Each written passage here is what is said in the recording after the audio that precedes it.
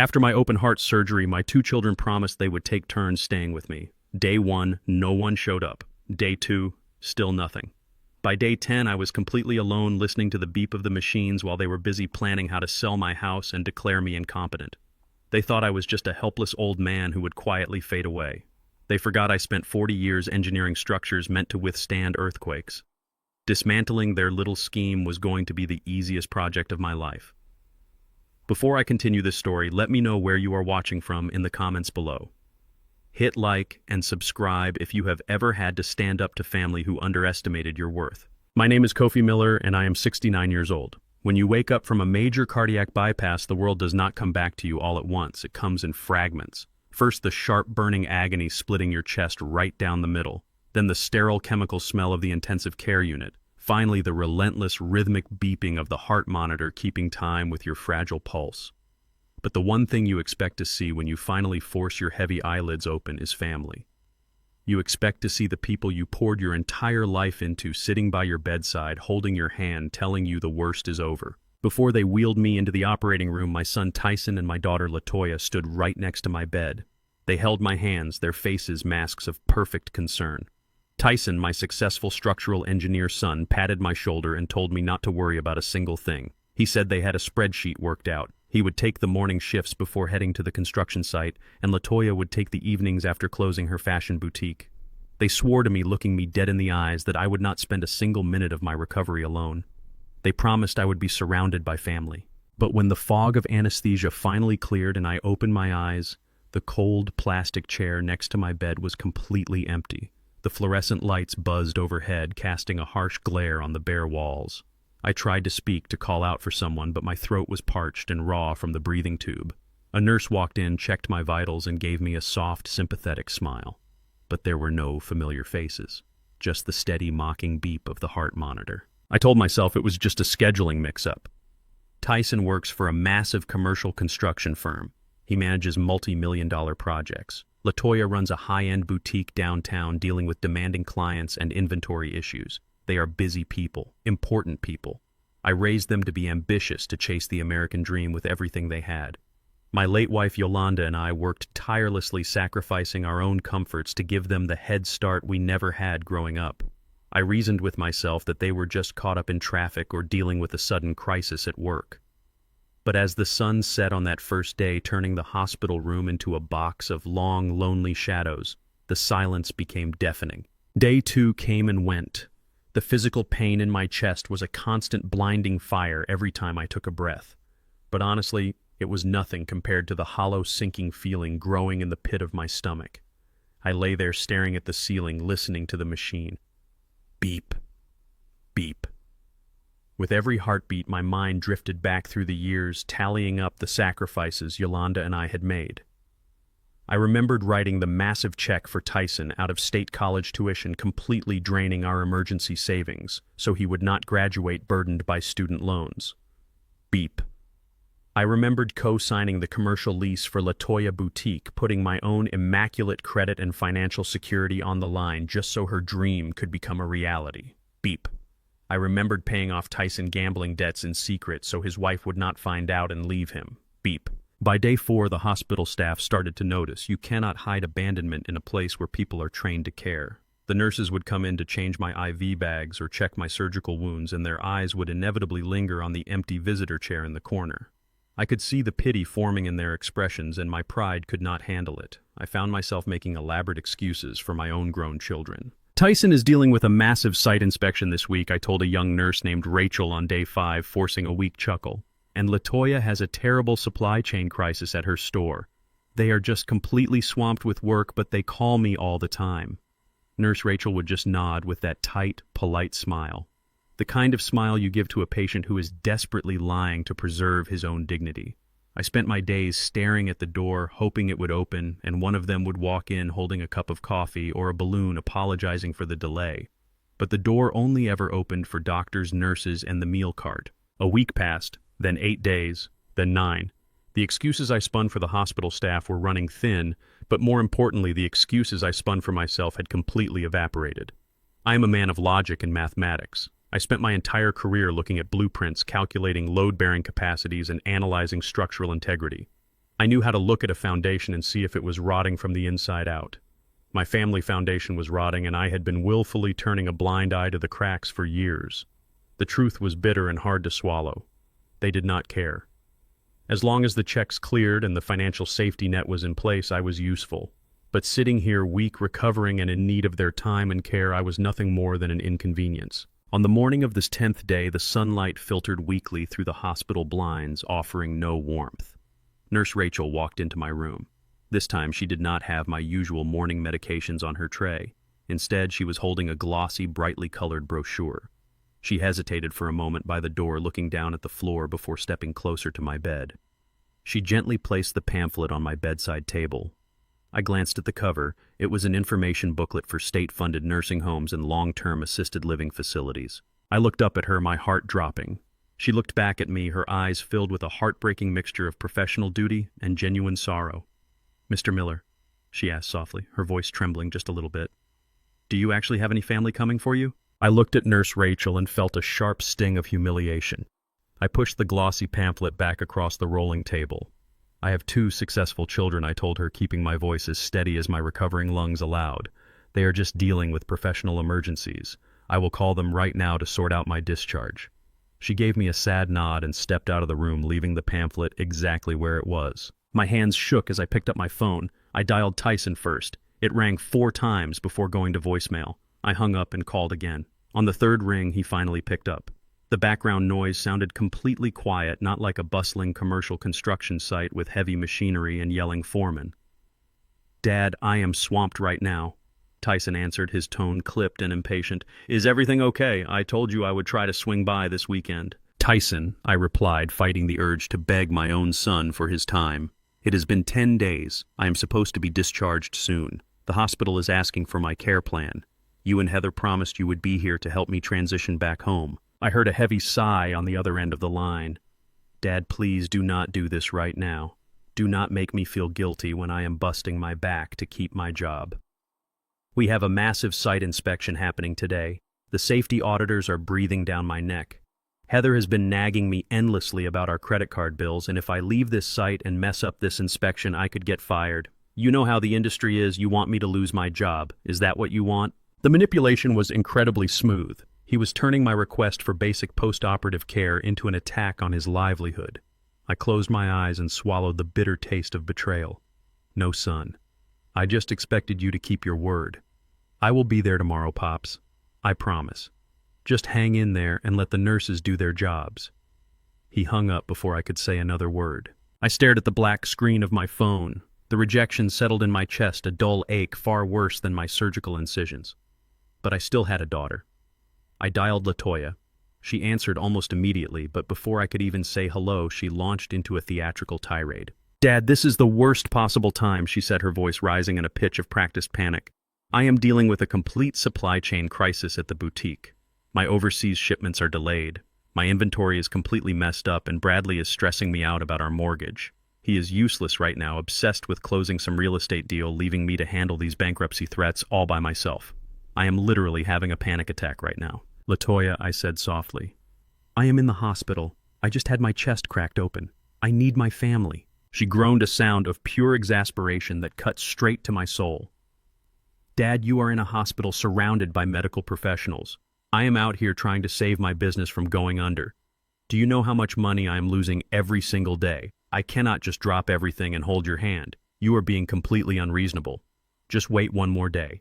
Bradley and I will come see you tomorrow evening. I promise." She ended the call. I placed the phone on the bedside table. 10 days. 10 days of excuses. 10 days of tomorrow. I listened to them weaponize their daily stress to invalidate my life-threatening surgery. They were gaslighting me, making me feel like a selfish burden for expecting them to honor a simple promise. They spoke to me not as a father who had sacrificed everything for their success, but as a nuisance distracting them from their highly important lives. I thought about all the times I had dropped everything for them.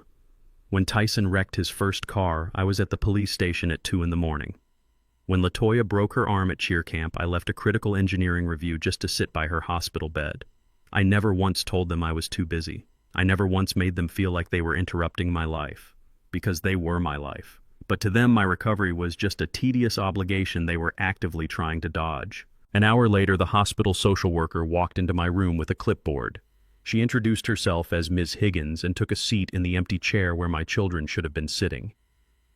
"Mr. Miller," she began with a clinical but polite tone, "we need to discuss your discharge. The medical team says you are physically cleared to leave, but we have a problem with your file." "What kind of problem?" I asked. "We do not have a power of attorney on record for you," she explained, adjusting her glasses. "Because of your age and the severity of your surgery, we usually require a designated family member to sign off on your home care plan. Since no one has come to claim responsibility, protocol requires us to evaluate your competency to live independently. If we cannot verify a safe home environment, the state might mandate a temporary transition into an assisted living facility." She tapped the glossy nursing home pamphlet Nurse Rachel had left behind. The realization hit me like a physical blow. Because my children had abandoned me, the hospital system was preparing to strip away my autonomy. If they designated me incompetent, the state could theoretically assign a legal guardian. A complete stranger would have access to my house, my accounts, my life. My children had left me entirely exposed to the bureaucratic machine. They had essentially thrown me to the wolves. They looked at my modest medical chart and saw a vulnerability that needed to be managed. What neither Ms. Higgins nor my two ungrateful children understood was the mind they were dealing with. I am not just a retired old man living on a meager pension. I spent 35 years as a senior structural engineer. I designed the complex load-bearing frameworks for some of the most iconic commercial high-rises in the country. More importantly, I hold 4 highly lucrative patents for seismic reinforcement materials. My children think my wealth consists only of my paid-off house and a basic retirement account. They have absolutely no idea about the massive royalty checks that clear into my private holding accounts every single quarter. They drastically underestimated my intellect, and they severely underestimated my resources. I looked Ms. Higgins dead in the eye and sat up straight, completely ignoring the sharp pull of my chest stitches. "I do not need a power of attorney," I told her with a voice that carried decades of absolute boardroom authority. "I am completely competent. I will sign my own discharge papers right now. Provide me the liability waiver, and I will take full legal responsibility for my departure." She blinked clearly, taken aback by my sudden shift in demeanor. She tried to protest mildly, citing hospital policy, but I firmly demanded the forms. 10 minutes later, I signed the discharge documents in a steady, flawless script. I changed into my street clothes, slowly making sure every movement was deliberate and focused. I did not call Tyson. I did not call LaToya. I packed my small overnight bag, walked out of the sliding hospital doors, and ordered an Uber in absolute silence.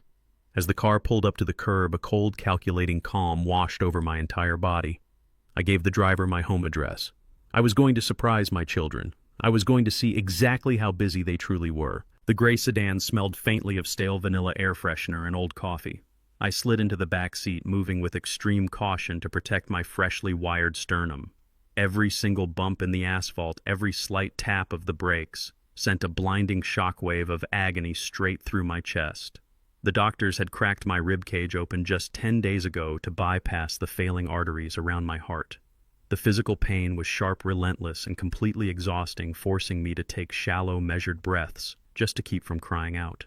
Yet strangely, the intense physical discomfort served as a grounding force. It sharpened my mind and burned away the lingering anesthesia of paternal denial. For the first time in over a week, the heavy, suffocating fog of making excuses for my children was completely gone. The illusion of my loving, devoted family had been surgically removed, leaving behind a cold, sterile, and absolute clarity. I looked out the passenger window, watching the city blur past, and my thoughts naturally drifted to my late wife. My beautiful, fiercely intelligent Yolanda. She was a forensic accountant by trade, a woman who understood the complex language of numbers and human nature better than anyone I have ever known. Decades ago, when my first major patent for seismic reinforcement materials was acquired by an international development firm, the financial payout was staggering. It was generational wealth, the kind of money that fundamentally alters a family bloodline. But Yolanda and I made a strict pact that very night, sitting at our scuffed kitchen table drinking cheap coffee. We decided right then and there that we would not change our lifestyle. We did not upgrade to a sprawling mansion in some exclusive gated community. We did not buy imported sports cars or drape ourselves in flashy designer clothes. We stayed in our comfortable, sturdy 4-bedroom colonial house. We wanted Tyson and LaToya to understand the profound value of a hard-earned dollar. We wanted them to hustle to build their own empires and to know the deep pride of self-reliance. To manage our new reality, we created a private holding company, named it Yolanda Incorporated, and buried our massive wealth behind thick layers of legal and corporate protection. We genuinely thought we were keeping our children grounded. We thought we were building their character and protecting them from the toxic entitlement that ruins so many wealthy families. Instead, we inadvertently bred a completely different kind of arrogance. Because Tyson and LaToya saw us living a seemingly standard middle-class life, they assumed our financial capacity was strictly limited to my basic engineering pension and a decent savings account. They viewed us as an emergency fund they could occasionally tap into, completely oblivious to the vast financial empire operating silently in the background. They severely underestimated our resources, and more importantly, they severely underestimated me. The Uber exited the highway and merged onto the familiar winding roads of my neighborhood. This is a classic American suburb defined by perfectly manicured lawns, mature oak trees, and quiet, predictable routines. I have driven down these streets thousands of times over the last 30 years. I know every sharp curve, every hidden stop sign, and every neighbor meticulously painted mailbox. I can hear the faint ticking of automatic sprinklers watering the grass and see kids riding their bicycles on the wide sidewalks. But today, looking through the tinted window of a stranger car, this entire world feels completely alien and distinctly hollow. As a structural engineer, I cannot help but look at the physical world in terms of load-bearing walls, foundational integrity, and stress distribution. I look at the beautiful, pristine two-story houses we pass, and I wonder how many of them are actually rotting from the inside out. I wonder how many of these perfect suburban facades hide broken families, selfish children, and forgotten parents. For 3 decades, my house was my ultimate sanctuary. I planted the birch tree in the front yard the very same week Tyson took his first shaky steps. I poured the concrete for the expanded driveway so LaToya and her teenage friends would have a safe place to park their cars. I personally designed the heavy oak front door to be a formidable barrier against the harsh world outside, a clear boundary that protected the love and warmth inside. I had always imagined that coming home from a major life-threatening surgery would be a triumphant, heartwarming event. I pictured myself opening that heavy oak door to the smell of Yolanda-famous roasted chicken. I imagined Tyson standing in the hallway ready to take my bags and LaToya rushing forward to give me a gentle, careful hug, avoiding my stitches. I had spent 10 miserable days in a sterile hospital bed, desperately clinging to the hope that I would eventually return to a home filled with family and love. But as the car glides down my familiar street, I am actively mentally preparing myself for the exact opposite reality. I am bracing myself for the cold, echoing silence of a completely empty house. I am calculating the physical mechanics of how I will manage to carry my own overnight bag up the front steps without tearing my chest muscles. I am planning how I will make my own meals, manage my own strict pain medication schedule, and navigate my difficult recovery entirely alone. The driver slows down, tapping his brakes and double-checking the navigation app mounted on his dashboard. We are approaching my property line. I lean forward slightly in my seat, gritting my teeth and ignoring the sudden, sharp protest of my healing chest.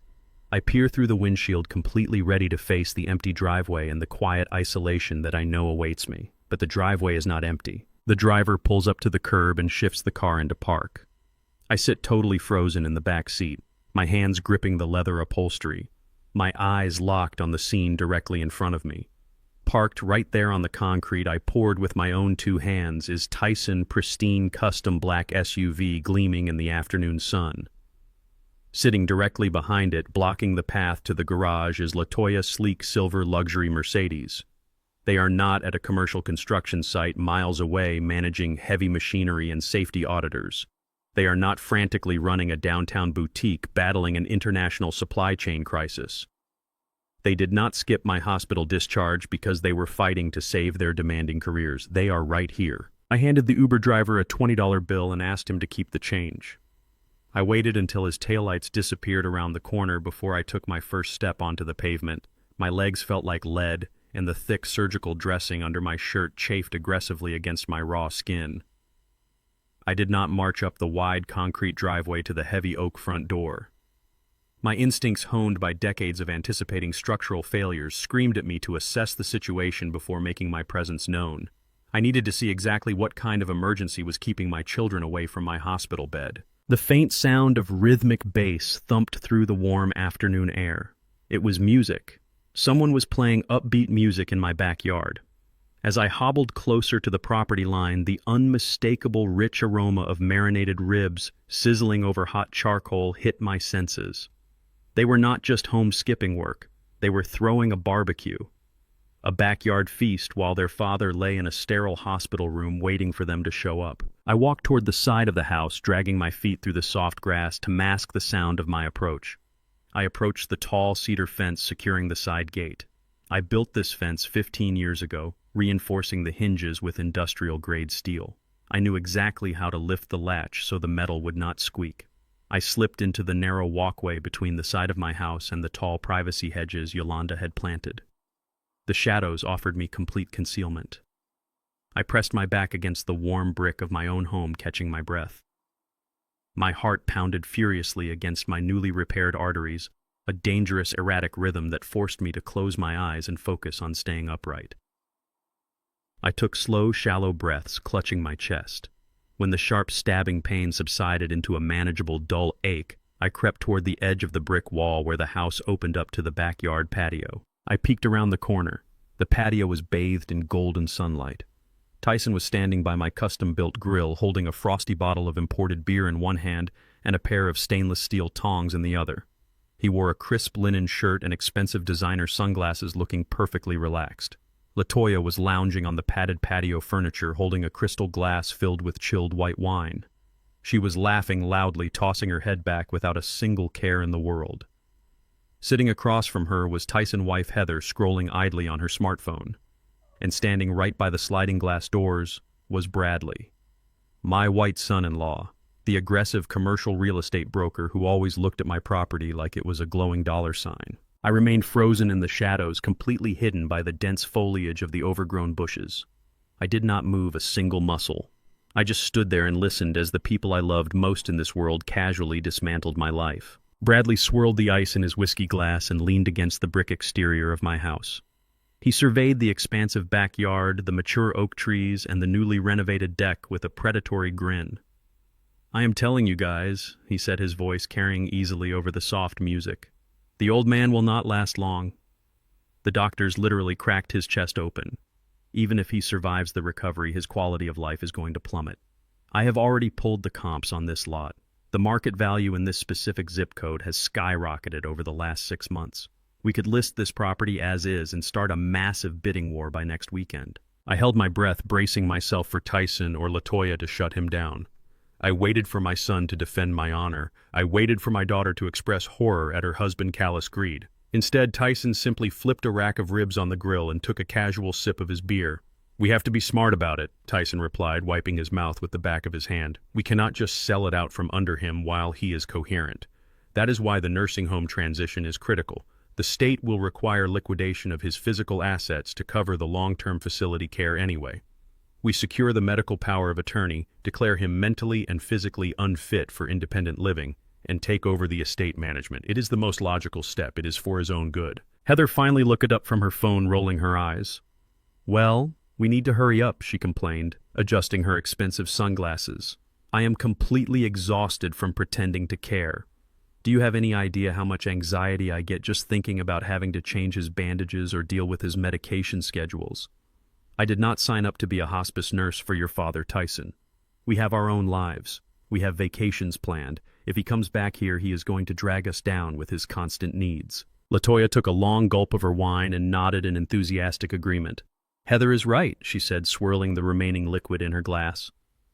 "I literally had to silence my phone today because the hospital kept calling me about his discharge plan. It is so annoying. They keep asking when we are coming to pick him up. I told them I was trapped in a supplier meeting. I cannot deal with the emotional guilt trip today. I need this barbecue to decompress.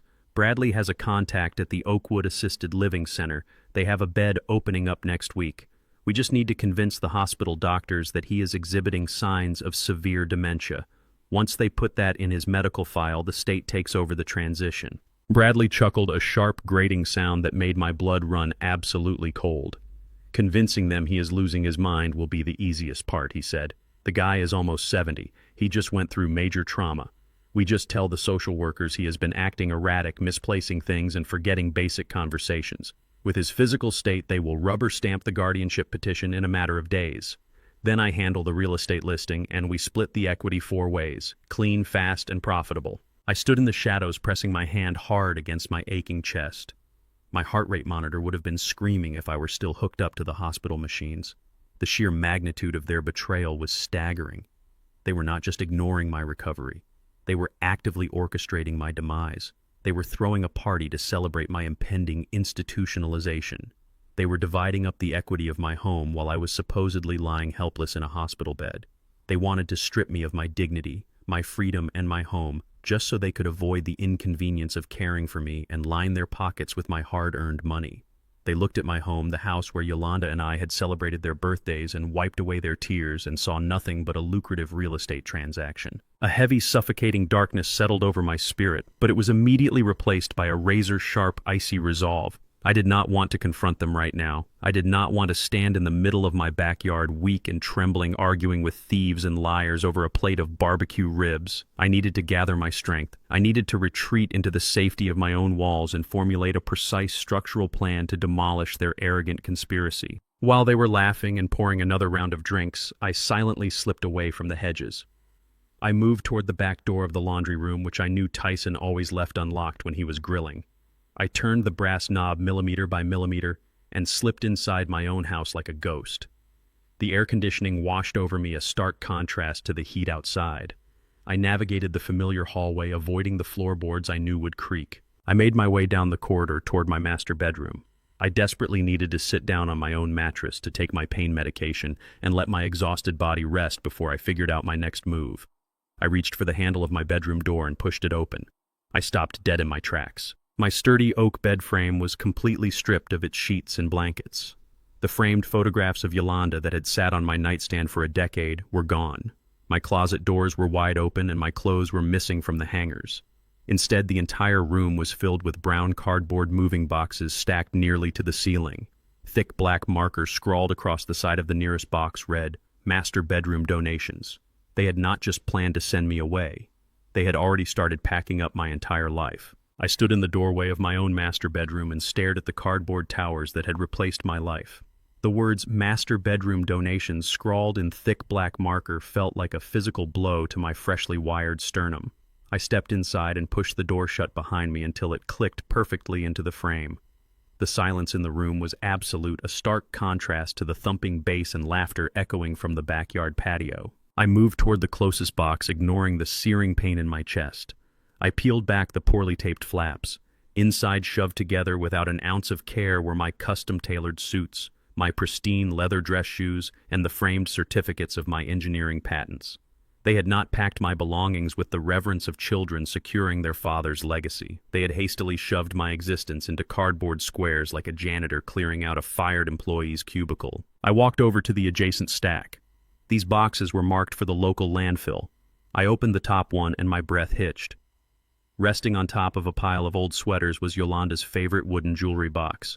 It was empty, of course.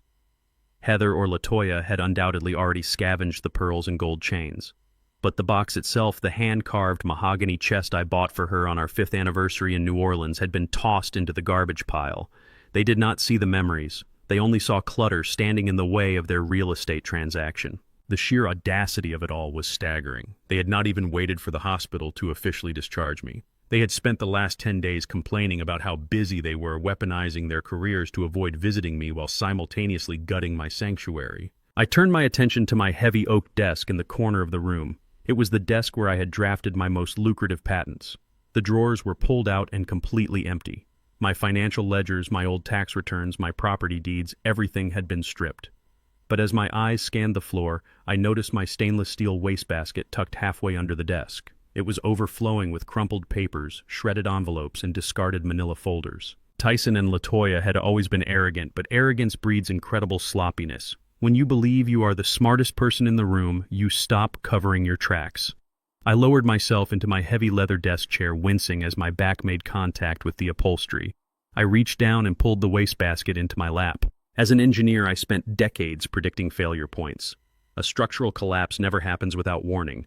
There are always micro-fractures, stress lines, and compromised materials that tell the story long before the building falls. Sitting in my dismantled bedroom, I realized I was looking at the blueprints of my own family's moral collapse. I dug my hands into the trash bin, pulling out the crumpled wads of paper. I flattened them out on the smooth surface of my desk, one by one, smoothing the deep creases with the palm of my hand. The first few pages were ruined drafts of real estate listings. Bradley had clearly been running comparative market analyses on my property, calculating the exact dollar amount they could squeeze out of this lot. But beneath the real estate printouts, I found a staple-bound stack of legal documents printed on heavy, expensive, watermarked paper. I smoothed out the cover page and felt a cold, sharp spike of adrenaline pierce my veins. The bold, capitalized letters at the top of the page read, "Petition for the appointment of a guardian." Right beneath that, in the section detailing the proposed ward of the state, was my full legal name, Kofi James Miller. I flipped to the second page. The petitioners listed were Tyson Miller and Latoya Miller Grant. I read through the legal jargon, my eyes scanning the fabricated narrative they had constructed with their expensive lawyers. The petition cited advanced dementia, severe cognitive decline, and a complete inability to manage financial and personal affairs. They had drafted a compelling, entirely fictional story about how my recent open-heart surgery had accelerated a rapid mental deterioration. They claimed I was a danger to myself. They claimed I was wandering the house at night, forgetting my own name and failing to understand basic financial concepts. The sheer magnitude of the lie was breathtaking. They were not just trying to put me in a cheap nursing home. They were petitioning the court to legally strip me of my human rights. If a judge approved this document, I would lose the right to sign my own checks, vote, manage my own medical care, or decide where I lived. I would become a legal ghost, entirely subjected to the whims of the very people who had abandoned me in an intensive care unit. Attached to the back of the petition was a printed email thread between Bradley and a lawyer. I read Bradley's message. "We need this expedited. The old man is being discharged soon, and if he gets back to the house and starts checking his accounts, he might try to transfer assets. We have a doctor lined up who is willing to sign the medical competency evaluation by Friday. Just get the court filing ready." They had bought a doctor. They were going to bring a corrupt medical professional into my home to rubber stamp my mental decline. The precision of their malice was terrifying, but their execution was dangerously flawed. They had left the drafts in my own bedroom trash. They assumed I would never return to this house as a free-thinking man. They assumed they had already won. I folded the petition and slipped it into the inside pocket of my jacket. This was no longer just a family dispute over a house. This was a hostile corporate takeover of my life. I needed to pivot my strategy immediately. I could not confront them now. If I walked out to that patio and revealed I knew their plan, they would simply accelerate the legal timeline. I had to play their game, step into the role they had written for me, and quietly rig the entire stage with explosives. Suddenly, the silence in the bedroom was broken by the sharp, jarring vibration of my cell phone in my pocket. I pulled it out and looked at the bright screen. It was Tyson. I stood up slowly, managing my pain, and walked over to the bedroom window. I parted the heavy wooden blinds just a fraction of an inch, creating a tiny line of sight into the backyard.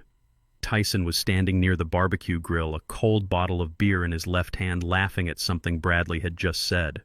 He was holding his cell phone to his ear with his right hand. I pressed the accept button and lifted the phone to my ear. "Hey, Pops," Tyson said, his voice dripping with fake, breathless exhaustion. "I am so sorry I could not make it to the hospital today. This site inspection is absolutely killing me. I have been running around in the dirt for 10 hours straight." I watched him through the blinds. He took a relaxed sip of his beer, not a single drop of sweat on his crisp linen shirt. He smiled broadly at his wife across the patio. "Take your time, son," I replied, my voice steady, cold, and perfectly calm. "I am exactly where I need to be." I pressed the end call button and placed the phone face down on the smooth mahogany surface of my desk. Outside my window, the barbecue continued. Tyson laughed at something Heather said, completely unaware that the man he thought he was outsmarting had just begun the demolition of his entire life. I took a slow, deliberate breath to manage the throbbing ache in my sternum. I needed to operate with absolute precision. I reached under the bottom drawer of my heavy oak desk. My children had likely scoured this room looking for basic bank statements and standard retirement accounts, but they lacked the engineering mindset to look for false bottoms and hidden load-bearing compartments. I pressed a concealed latch and a secret panel dropped open, revealing a secure encrypted smartphone and a heavy leather-bound ledger. I did not keep the real numbers on standard hard drives or in filing cabinets. I kept them locked down tighter than a Federal Reserve. I powered on the device and dialed a number I knew by heart. It rang twice before a sharp professional voice answered. "Kofi," she said, her tone shifting immediately from corporate defense attorney to genuine concern. "I thought you were still recovering in the cardiac ward. Why are you calling me from the secure line?" Vanessa Wright is not just a lawyer, she is a legal architect. When my first seismic reinforcement patent revolutionized commercial skyscraper construction 15 years ago, I knew I needed someone who could build an impenetrable fortress around my sudden wealth. Vanessa helped me create Yolanda Incorporated. She managed the relentless stream of royalty checks, negotiated international licensing deals, and ensured my true identity remained completely shielded from the public and my children. She is ruthless, meticulous, and fiercely loyal to me and to the memory of my late wife. "I am home, Vanessa," I replied, keeping my voice steady. "And I have a situation that requires immediate structural intervention." I spent the next 20 minutes giving her a precise clinical breakdown of everything I had discovered since leaving the hospital. I told her about the empty hospital chair, the gaslighting phone calls, the backyard barbecue celebrating my impending institutionalization, and the drafted petition for guardianship I had just pulled out of my own wastebasket. I read her the specific legal statutes they had cited and detailed their plan to bribe a medical professional to declare me legally incompetent. The silence on the other end of the line was heavy and dangerous. When Vanessa finally spoke, her voice was absolute ice. "They are trying to declare you legally incompetent," she repeated, the words dripping with pure disgust. "The man who engineered the foundational support for the new downtown financial center. The man who holds 4 global patents for structural integrity. They think you are just a senile old pensioner they can shove into a state-funded facility and strip for parts. They only see what I allowed them to see." "Vanessa," I explained, leaning back slightly in my chair. "Yolanda and I wanted them to be hungry. We wanted them to build their own empires and learn the value of hard work. We kept the Yolanda Incorporated assets completely compartmentalized. They think my net worth is entirely tied up in the equity of this house and a standard engineering pension.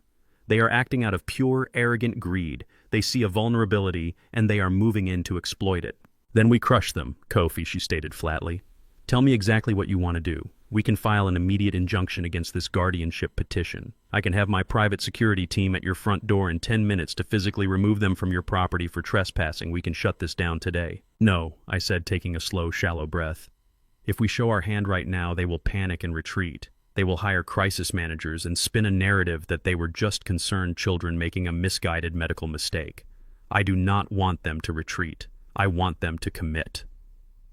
A building does not collapse impressively if you only take out one pillar.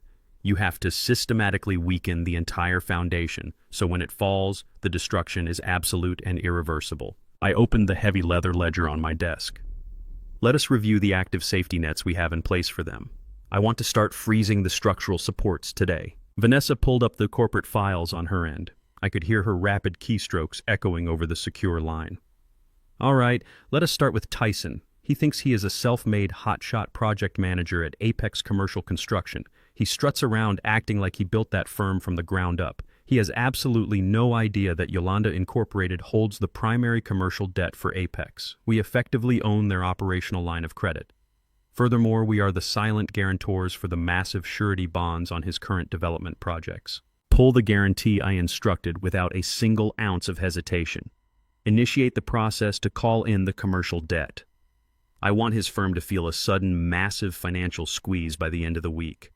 When the executives at Apex realize their funding is miraculously drying up, they will immediately look for the weakest link on their payroll to cut costs. Tyson has been blowing off his job to stand in my backyard and plan my demise.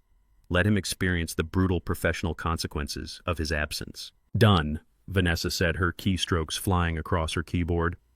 "And what about LaToya? Her high-end fashion boutique is currently leasing a prime retail storefront in the Arts District. She loves to post online about being an independent business owner. Yolanda Incorporated owns that entire commercial block," I reminded her. "LaToya has been short on her lease payments for the last 3 months. She constantly cries about supply chain issues, but she just bought a new luxury car.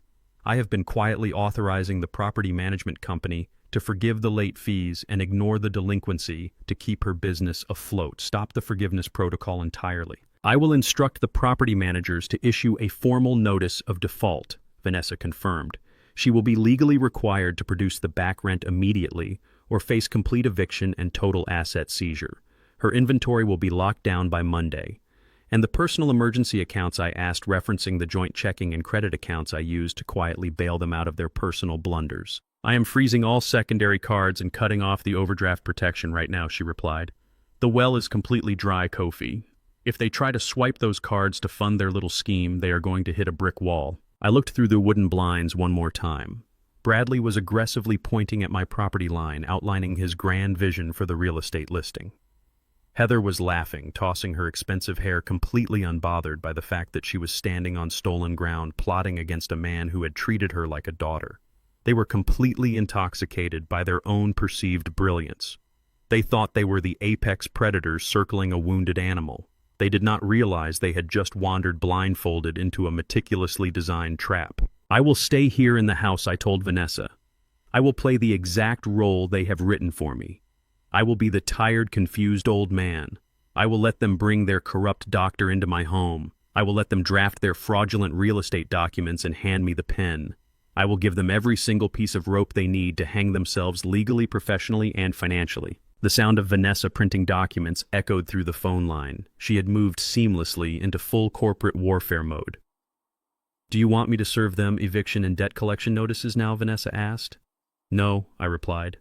Let them dig the hole deeper first.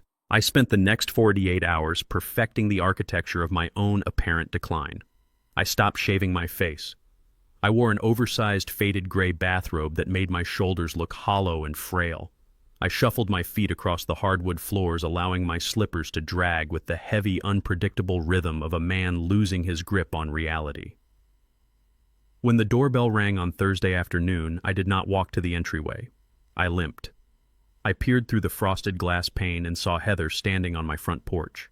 My white daughter-in-law was wearing a tailored beige trench coat, a silk scarf, and gripping a cheap plastic container of grocery store soup in her manicured hands. I unlocked the heavy deadbolt and pulled the door open, leaving the security chain attached for a brief moment as if I could not figure out how to slide it free. Heather sighed loudly, a sharp hissing sound of pure impatience before I finally fumbled the chain loose. Hi, Kofi, she said, pushing past me without waiting for an invitation. She did not offer a hug. She did not ask about the surgical incisions running down the center of my chest. Instead, she immediately wrinkled her nose, raising a hand to her face, as if the very air inside my home was offensive to her. It is so stuffy in here. Have you even opened a window? It smells like a hospital. I closed the door slowly, leaning heavily against the wall. I am just tired, Heather, I mumbled, pitching my voice an octave higher and introducing a slight tremble. The medicine makes me so sleepy. She placed the lukewarm container of soup on the pristine marble counter of my kitchen. Tyson asked me to drop this off. We are incredibly busy, but we cannot just let you starve now, can we? She turned around and surveyed my kitchen, her sharp blue eyes scanning the expensive appliances, the granite countertops, and the custom cabinetry Yolanda and I had installed 10 years ago. She looked at my home the same way a vulture examines a carcass, trying to determine which piece has the most meat. You know, Kofi, it is really too much house for one person, she said, running a finger along the edge of the kitchen island to check for dust. You should not be navigating these stairs with your heart condition. Tyson and I were talking, and we really think it is time for you to consider a more manageable environment, someplace with 24-hour supervision. You are becoming a massive liability to yourself. I stared at her, letting my jaw hang slightly slack. This woman was standing in the very house I had remortgaged to pay for her extravagant destination wedding in Napa Valley. I paid for the designer dress she wore down the aisle. I paid for the imported champagne her friends drank. And now she was standing in my kitchen calling me a liability. I just want to stay in my home, I said, forcing a slight pleading whine into my tone. Heather rolled her eyes, crossing her arms over her expensive coat. Well, we do not always get what we want. Tyson is pulling his hair out trying to manage your medical bills. We are carrying a massive financial burden right now, which actually brings me to why I came over. She walked purposefully out of the kitchen and headed straight down the hallway toward my private study. I followed her, shuffling my slippers against the floorboards, maintaining the facade of a confused, fragile old man. By the time I reached the doorway of the study, Heather was already on her knees, pushing aside the Persian rug that covered the center of the room. She stared down at the heavy steel plate of my floor safe. Tyson said you keep your important insurance documents in here, she said, looking up at me with a completely fabricated smile. The hospital has been hounding us for the supplemental insurance policy numbers. We need to get this sorted out today so they stop harassing Tyson at work. Just give me the combination and I will grab the files for you. It will take 2 seconds. I looked at her kneeling on my floor, her greedy eyes fixed on the steel dial. Tyson did not need insurance documents. The hospital already had my primary and supplemental insurance cards on file. They were trying to access the safe to look for the deed to the house stock certificates or stacks of emergency cash.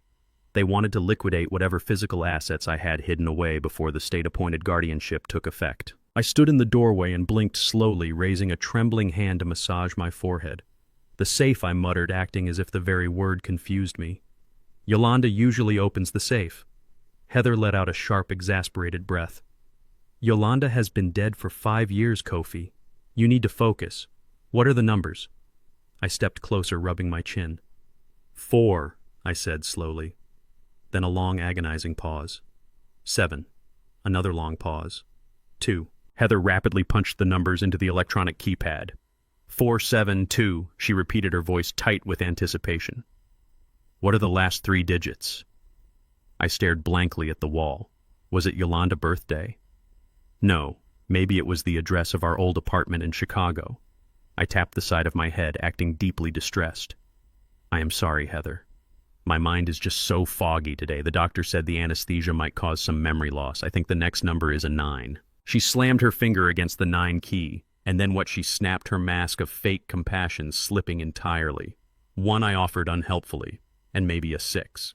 She punched in the final digits. The keypad beeped a harsh, flat tone and flashed a bright red light.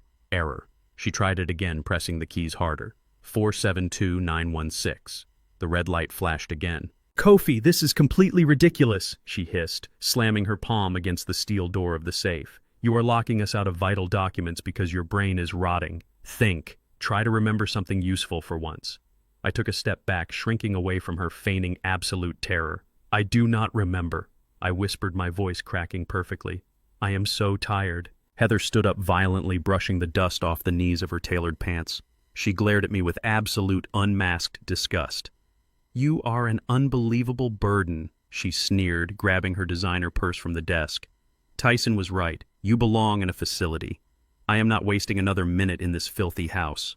I will let him deal with you. She stormed out of the study, her high heels clicking aggressively against the hardwood floors.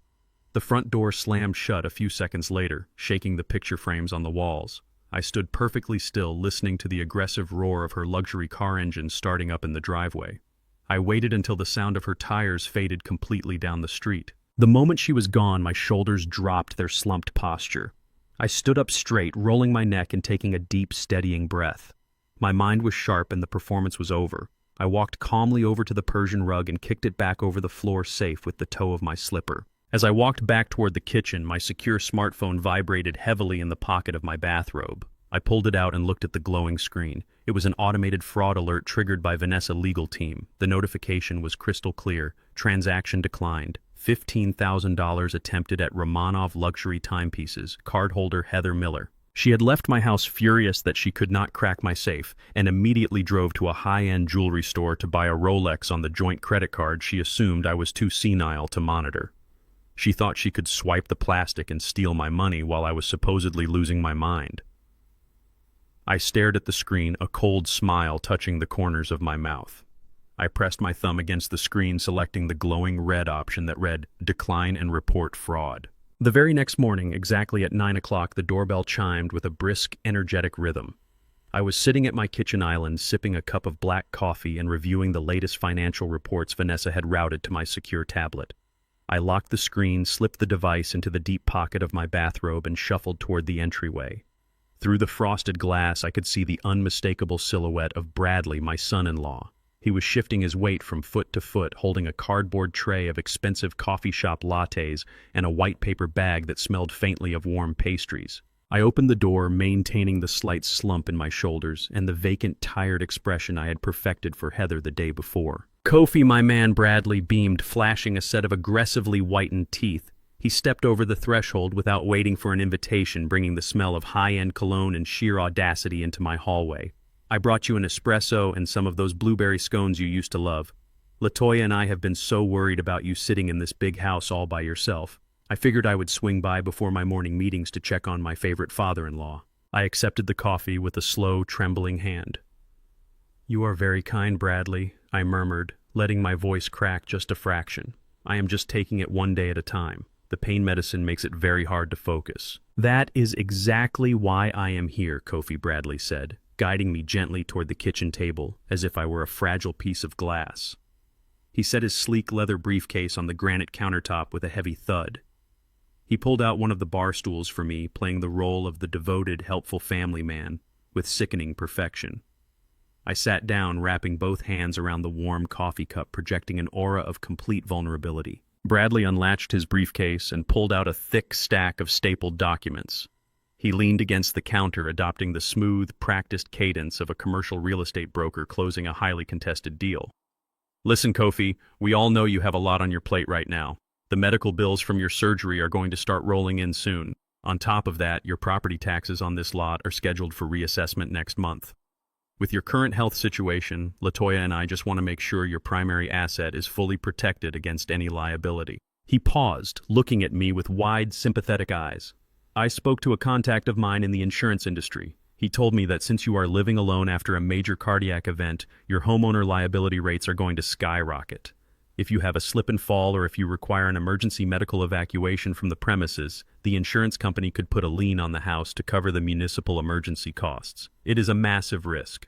But I managed to pull a few strings and get you a supplementary risk management policy. It shields the equity of your home from any medical debt collection." I looked down at the stack of papers. Even with my feigned blurry vision, my trained engineering eyes instantly recognized the standard legal formatting. It was not a supplementary insurance policy. It was a durable power of attorney for real estate transactions. It was an absolute, unconditional transfer of rights, granting Bradley full legal authority to list, negotiate, and liquidate my property without my presence, my consent, or my knowledge. He was trying to steal my $1 million home while standing in my kitchen drinking a latte. "You did all this for me, Bradley?" I asked, staring up at him with wide, grateful eyes. "My head has been swimming with all these hospital notices. I just cannot keep up with the paperwork anymore." Bradley smiled, a predatory grin that he tried desperately to mask with familial warmth. "That is what family is for, Kofi. You just focus on healing your heart. Let me handle the complicated legal red tape. All I need is your signature on the last page to bind the coverage. We have to act fast, though. The rate lock expires at noon today." He slid the thick packet across the kitchen island, intentionally keeping his large hand pressed firmly over the bold header of the document to obscure the title. With his other hand, he flipped the pages rapidly, skipping past paragraphs of legal clauses detailing the transfer of property rights, real estate broker commissions, and asset liquidation. He stopped on the very last page, pointing a manicured finger at a blank signature line marked Grantor. "I just need your John Hancock right here," Kofi Bradley said, clicking a cheap plastic ballpoint pen and offering it to me. "And because my firm is so strict about liability, I actually brought a mobile notary with me. She is waiting out in my car right now. I can just wave her in to stamp it, saving you the hassle of a trip to the bank." I looked at the cheap plastic pen he was holding out to me, then back at the document. "I should probably read it first, Bradley," I said, rubbing my temples as if I were fighting a massive headache. "But my reading glasses? I think I left them upstairs on my nightstand. My vision is just so blurry today. The words are jumping all over the page." Bradley chuckled, a nervous, impatient sound. "Do not even worry about it, Kofi. It is 50 pages of standard insurance boilerplate. I read it twice myself last night to make sure it was bulletproof. It just says the insurance company cannot drop your coverage if you have an accident on the property. I promise you it is completely standard. But like I said, the underwriter needs it transmitted by noon." I hesitated, letting the silence stretch out, watching the subtle panic build in Bradley's posture.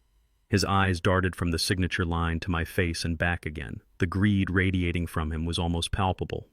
"All right," I finally sighed, leaning back in the chair. "If you say it protects the house, I trust you, Bradley. But I cannot sign an official legal document with a cheap plastic pen. A man needs to use his own pen for something this important. Let me just grab mine from the study." Bradley checked his expensive watch, his jaw clenching in irritation, but he forced another bright smile. "Sure thing, Kofi. Take your time. I will just go wave the notary inside." I shuffled slowly down the hallway, maximizing my limp, ensuring Bradley watched my agonizingly slow progress until I turned the corner into my private study. Once out of his line of sight, I dropped the act completely. I walked briskly to my heavy oak desk, unlocked the top right drawer, and reached into the specialized drafting tray. I bypassed the standard ink pens and selected a specific silver-barreled pen I had not used in years. I clicked the mechanism, ensuring the ink cartridge was engaged, and slipped it into my pocket. I returned to the kitchen, perfectly timing my entrance with the arrival of the mobile notary, a young woman carrying a heavy stamp and a leather-bound ledger. She smiled politely, clearly unaware that she was participating in the attempted theft of a senior citizen's entire estate. Bradley smoothed the final page of the document flat against the granite counter, his eyes burning with anticipation. "Right here, Kofi." I took a deep breath, pulling the silver pen from my pocket. My hand shook deliberately as I brought the tip to the paper. I pressed down hard, letting the ink flow generously into the fibers of the page. I signed my full legal name, Kofi James Miller, in a slow, deliberate script. I signed the secondary copy Bradley slid in front of me. I then signed my name in the notary leather ledger exactly where the young woman pointed. She stamped both copies of the document with a loud, satisfying thud, officially notarizing the fraudulent transfer of my property. Bradley's eyes lit up with pure, unadulterated triumph. He practically snatched the papers off the kitchen island, shoving them hastily into his leather briefcase before the ink was even fully dry. He handed the notary a crisp $50 bill and ushered her out the front door. "You are a lifesaver," Kofi Bradley said, turning back to me with a victor smile. "Do not you worry about a single thing anymore. I have got your estate totally handled. You just get some rest." He did not even bother to take his coffee. He walked out the front door, pulling it shut behind him with a solid click. I walked over to the frosted glass pane and watched his luxury sedan speed out of my driveway, tearing down the street toward his commercial brokerage firm. I stood alone in my quiet kitchen, looking down at the silver-barreled pen resting in the palm of my hand. In structural engineering, when drafting initial stress load diagrams on highly sensitive architectural blueprints, you sometimes need to make temporary markings that will not ruin the final schematic. Decades ago, I acquired a set of specialized drafting pens filled with a highly volatile, thermal-degrading vanishing ink. The chemical composition of the ink reacts to the ambient moisture and temperature of the air. When exposed to oxygen, the chemical bonds begin a slow, irreversible breakdown. Within exactly 24 hours, the dark blue ink completely evaporates, leaving absolutely no trace behind. Bradley was currently speeding toward his real estate office, convinced he held the ultimate legal authority to list and liquidate my $1 million property. He was going to spend the rest of the day calling his wealthy investor clients, leveraging my home to pay off his own debts. But by the time he sat down at the closing table tomorrow morning and proudly opened his briefcase, he would be holding an entirely blank piece of paper. I did not have to wait long for the next visitor. The very next afternoon, the front door swung open with a frantic, unannounced clatter. LaToya burst into the hallway, her designer heels clicking sharply against the hardwood. She was carrying a massive, overly elaborate floral arrangement, the kind you buy at an upscale grocer when you need to quickly manufacture an apology. "Dad!" She called out, her voice pitching into a theatrical, breathless register. "Are you in the kitchen?" I was sitting at the island, slowly eating a bowl of oatmeal. I did not get up. I simply hunched my shoulders a fraction more and let my hand tremble slightly as I held the spoon. "I am right here, LaToya," I answered, my voice soft and raspy. She rounded the corner, her face arranged in an expression of deep, tragic concern. She placed the flowers on the counter with a heavy sigh and immediately rushed over to wrap her arms carefully around my shoulders, making sure not to press against my chest. "Oh, Dad, I am so sorry. I could not be here when you got home," she said, her voice vibrating with manufactured emotion. "The boutique has just been an absolute nightmare this week. I have been working 18-hour days just trying to keep my head above water." I patted her arm weakly. "It is all right, sweetheart. I know you are a very busy woman. The doctor said I just need to rest anyway." She pulled back, looking at me with wide, tear-filled eyes. She was always the performer in the family. When she was a little girl, she used tears to get out of doing her chores. Now she was using them to mask her complicity in a plot to institutionalize me. "You look so tired, Dad," she murmured, pulling out a bar stool and sitting close to me. "Bradley told me he came by to help you with some insurance paperwork yesterday." "I am so glad he did. We just want to make sure you are completely protected." "Yes," I said, keeping my gaze fixed on my bowl of oatmeal. "Bradley was very helpful. He took care of everything." LaToya let out a long, shuddering breath, staring down at her perfectly manicured hands. The silence stretched between us, thick and calculated.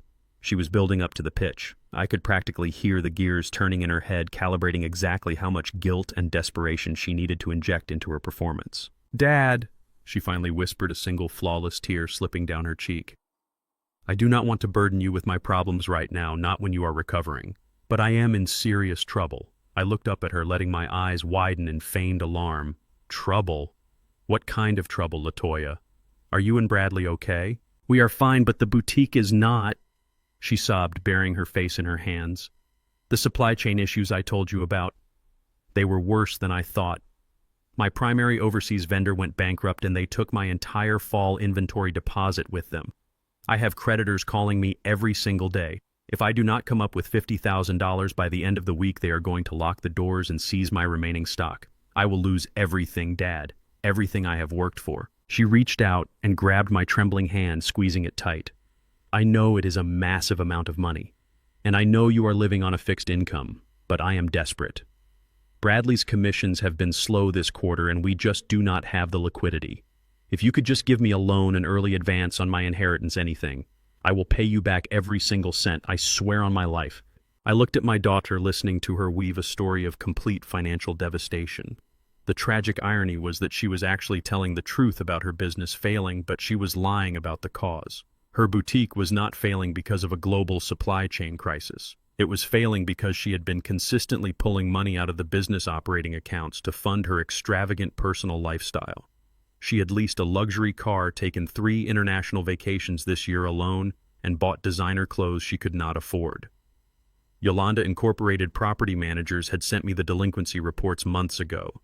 She had been bleeding her own business dry, and now the consequences had finally arrived. And instead of taking responsibility, she was sitting in my kitchen, weaponizing my love for her, trying to extract $50,000 from a man she believed was rapidly losing his mind. She wanted me to drain my supposed life savings so she could keep driving a Mercedes while I rotted in a state-funded facility. "Oh, Latoya," I breathed, acting deeply distressed by her tears. "I had no idea things were so bad. You know your mother and I always wanted to support your dreams." She looked up, hope shining brightly through her crocodile tears. "I know, Dad, and I would not ask if it was not an absolute emergency. You are the only one who can save me." I slowly stood up, leaning heavily against the kitchen counter for support. "Let me go to the study," I muttered, my voice thick with emotion. "Let me see what I can do." "Oh, thank you, Dad," she cried, standing up to hug me again. "Thank you so much." I shuffled down the hallway, maintaining the fragile facade until I reached the privacy of my study. I closed the door silently and walked over to my desk. I did not open the hidden compartment. I did not touch the secure smartphone or the Yolanda Incorporated ledgers. Instead, I opened the top left drawer and pulled out a standard blue checkbook. It was attached to a joint emergency checking account I had opened years ago with Yolanda. It was the account we used to fund family vacations and minor household repairs. But more importantly, it was the exact account I had specifically instructed Vanessa to freeze entirely 48 hours ago. I sat down at the desk, pulled a regular ballpoint pen from the cup, and filled out the check. I wrote Latoya's name on the payee line. I wrote $50,000 in clear, precise numbers. I signed the bottom with my standard legally binding signature. I looked at the slip of paper. It looked completely legitimate. It felt like salvation, but it was actually a financial landmine. When an account is hard frozen for suspicious activity or impending closure, presenting a massive check against it does not just result in a simple insufficient funds bounce. It triggers an automatic mandatory fraud review by the banking institution. The bank would instantly flag the transaction, freeze the payee's accounts for investigation, and immediately audit any outstanding commercial loans associated with her business entity to assess their own risk exposure. Latoya was begging for a lifeline, and I was handing her an anchor. I tore the check from the booklet, folded it neatly in half, and shuffled back out to the kitchen. Latoya was standing by the island, reapplying her lip gloss, using the reflection of her smartphone screen. She quickly shoved the phone away and rearranged her features into an expression of profound gratitude as I walked in. "Here, sweetheart," I said, handing her the folded check. My hand shook violently as I extended it. "I had to move some things around, but I want you to have this. Your mother would want you to keep your business alive." She snatched the check with astonishing speed, her eyes darting over the numbers to confirm the amount.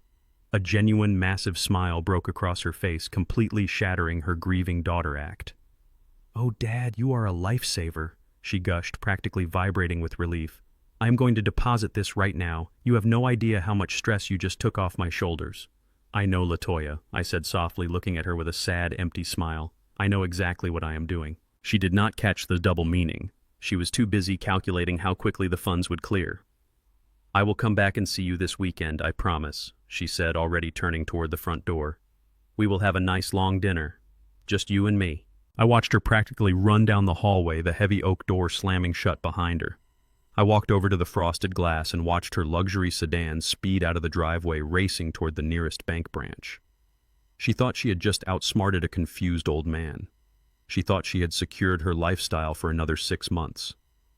But the moment she handed that check to a teller, the bank's automated systems would lock down her entire financial existence. 2 days after LaToya frantically sprinted out of my kitchen clutching a financial hand grenade, the heavy oak front door opened again. This time there was no dramatic entrance or performative knocking.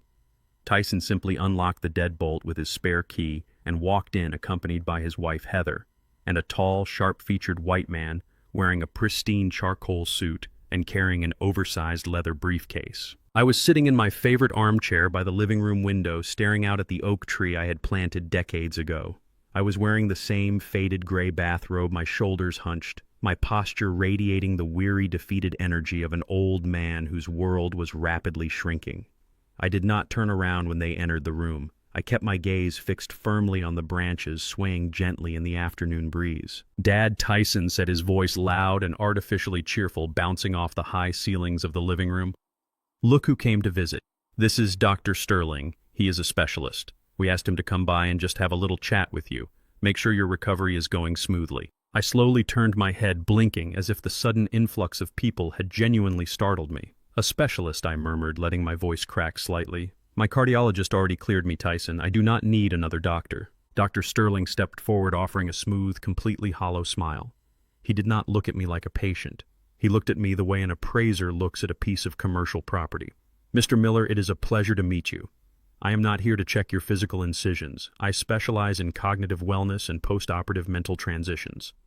Tyson and Heather have expressed some deep concerns about your memory and your ability to manage your daily affairs since your surgery. We just want to run a few basic exercises to see where you are at." He did not ask for my consent. He simply pulled up a straight-backed dining chair, placed it directly across from my armchair, and opened his heavy briefcase. Heather and Tyson immediately retreated to the far corner of the living room, whispering to each other, their eyes darting nervously toward the hallway leading to my study. I looked at the doctor. I knew exactly who this man was. He was the corrupt medical professional Bradley had mentioned in the email thread attached to the guardianship petition. He was the hired gun they had brought into my sanctuary to rubber stamp my mental decline. I knew that whatever answers I gave him today, regardless of their accuracy, would be twisted and weaponized into a diagnosis of severe, unmanageable dementia. He was here to legally erase my autonomy. "I am just so tired, doctor," I whispered, leaning my head back against the armchair and closing my eyes. "My children mean well, but they worry too much." Dr. Sterling pulled a silver pen from his pocket and poised it over a thick stack of medical evaluation forms. "Let us just start with some simple baseline questions. Mr. Miller, can you tell me what day of the week it is? Can you tell me who the current president is? And can you please count backward from 100 by sevens?" For the next 45 minutes, I gave the performance of my life. I played the role of a brilliant, stubborn engineer actively fighting a losing battle against a fog he could not control. When he asked me the date, I gave him the correct month but the wrong year. When he asked me to count backward, I executed the math flawlessly for the first 5 numbers, then suddenly stopped, looking deeply confused and frustrated, claiming the medication was making my head swim. I repeatedly asked Tyson where Yolanda was, pretending I had momentarily forgotten that my wife had been dead for 5 years. With every deliberate mistake, I watched Dr. Sterling's pen fly across the evaluation forms. He was not taking objective medical notes. He was aggressively documenting every single fabricated symptom, building an airtight legal case for my immediate institutionalization. In the corner of the room, Heather was practically vibrating with malicious excitement, squeezing Tyson's arm every time I gave an incorrect answer. "I think that is enough for today, Mr. Miller," Dr. Sterling finally said, snapping his briefcase shut with a sharp, definitive click. "You rest now." He stood up and walked over to where Tyson and Heather were standing. The 3 of them moved seamlessly out of the living room and stepped into the long hallway leading toward the kitchen, clearly seeking privacy. They assumed, as they always did, that I was too deaf, too tired, and too checked out to follow them. They assumed they were completely alone. What they did not know was that they were standing exactly 3 feet away from the closed door of the downstairs guest bathroom. And sitting in the dark, perched on the edge of the porcelain bathtub with a parabolic directional microphone pointed directly at the thin wooden door, was Mr. Marcus Vance. Marcus is a former federal investigator who now runs an elite, highly discreet private security firm that Vanessa Wright has kept on a lucrative retainer for Yolanda Incorporated for over a decade. He had slipped through the back door of my house 2 hours before Tyson arrived. He was currently recording every single breath, whisper, and footstep echoing through my hallway in crystal-clear high-definition audio. I remained perfectly still in my armchair, staring out the window, visualizing the exact layout of the hallway, and listening to the muffled voices carrying through the house. Well, Tyson asked, his voice low and urgent. "Is it enough for the judge?" Dr. Sterling let out a soft, arrogant chuckle. "It is more than enough, Tyson. He is exhibiting classic signs of advanced cognitive decline and severe short-term memory loss. He could not even complete a basic cognitive sequence. I will have the formal competency evaluation typed up, signed, and notarized by the end of the business day. You can file the guardianship petition first thing tomorrow morning. The court will grant emergency medical and financial power of attorney without hesitation." Heather let out a long, shuddering breath of pure relief. "Oh, thank God. Bradley has the real estate listing ready to go live on Friday. We need him completely out of the house by the weekend so the staging company can come in. I will fast-track the residential transition recommendation in my report," Dr. Sterling assured them smoothly. "But as we discussed, expedited evaluations require a substantial administrative processing fee. My clinic needs the remaining balance transferred immediately." "I have the cash right here," Tyson replied, the sound of a heavy envelope rustling clearly audible.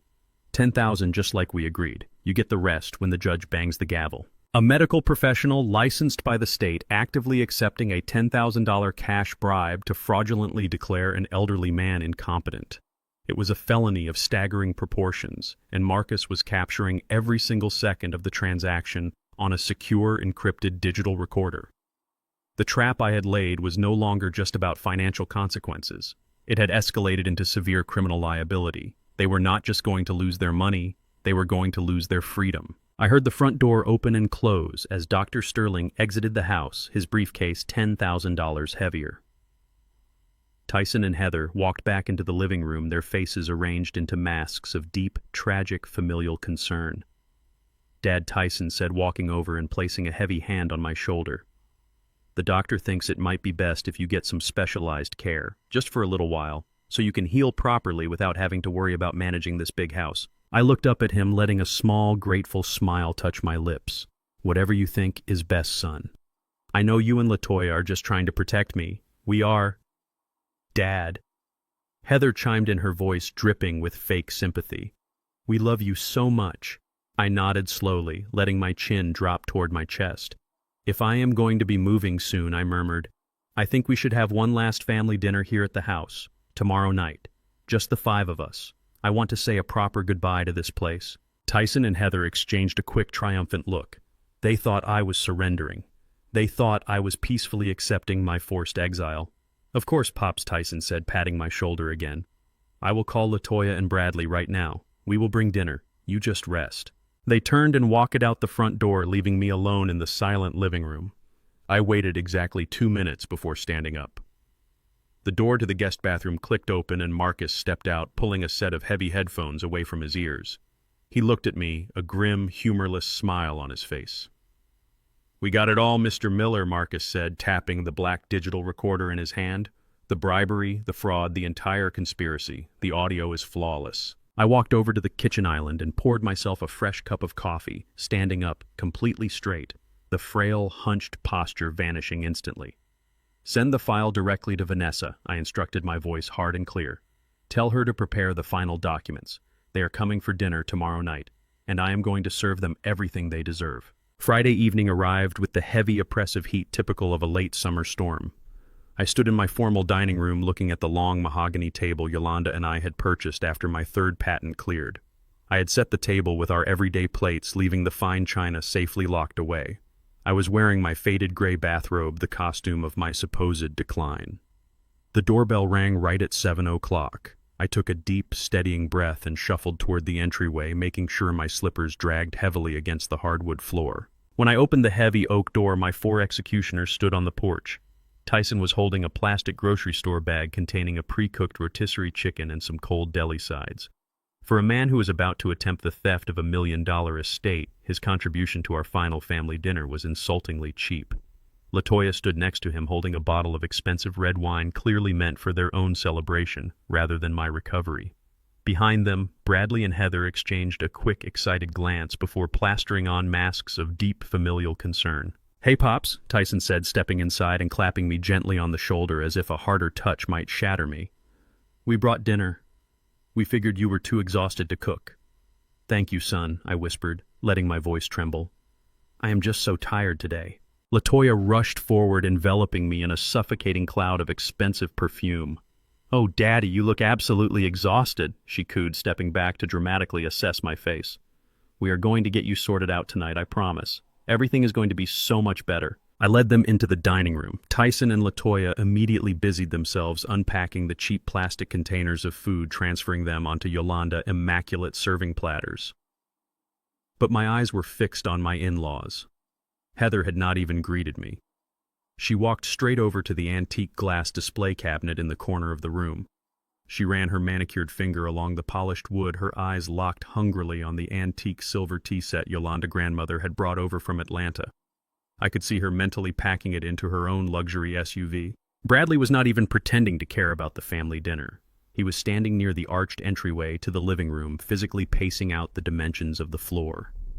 He placed 1 foot heel to toe against the baseboards, counting the square footage under his breath. He knocked his knuckles against a load-bearing wall, listening to the solid thud of the structural framing. "Good bones," he murmured to himself, a greedy smile spreading across his face. "Really good bones." "Let us sit down, everyone," Tyson called out, uncorking the wine and pouring generous glasses for himself, his sister, and their spouses. He poured me a small glass of tap water and set it near my plate. "We have a lot to talk about tonight." We took our seats around the mahogany table. The tension in the room was palpable, an electric current of anticipation humming beneath their forced, casual conversation. They picked at the dry grocery store chicken, taking large gulps of the rich red wine. I barely touched my food. I kept my hands resting on my lap, allowing them to shake slightly whenever I reached for my glass of water. For the first 20 minutes, they completely ignored me.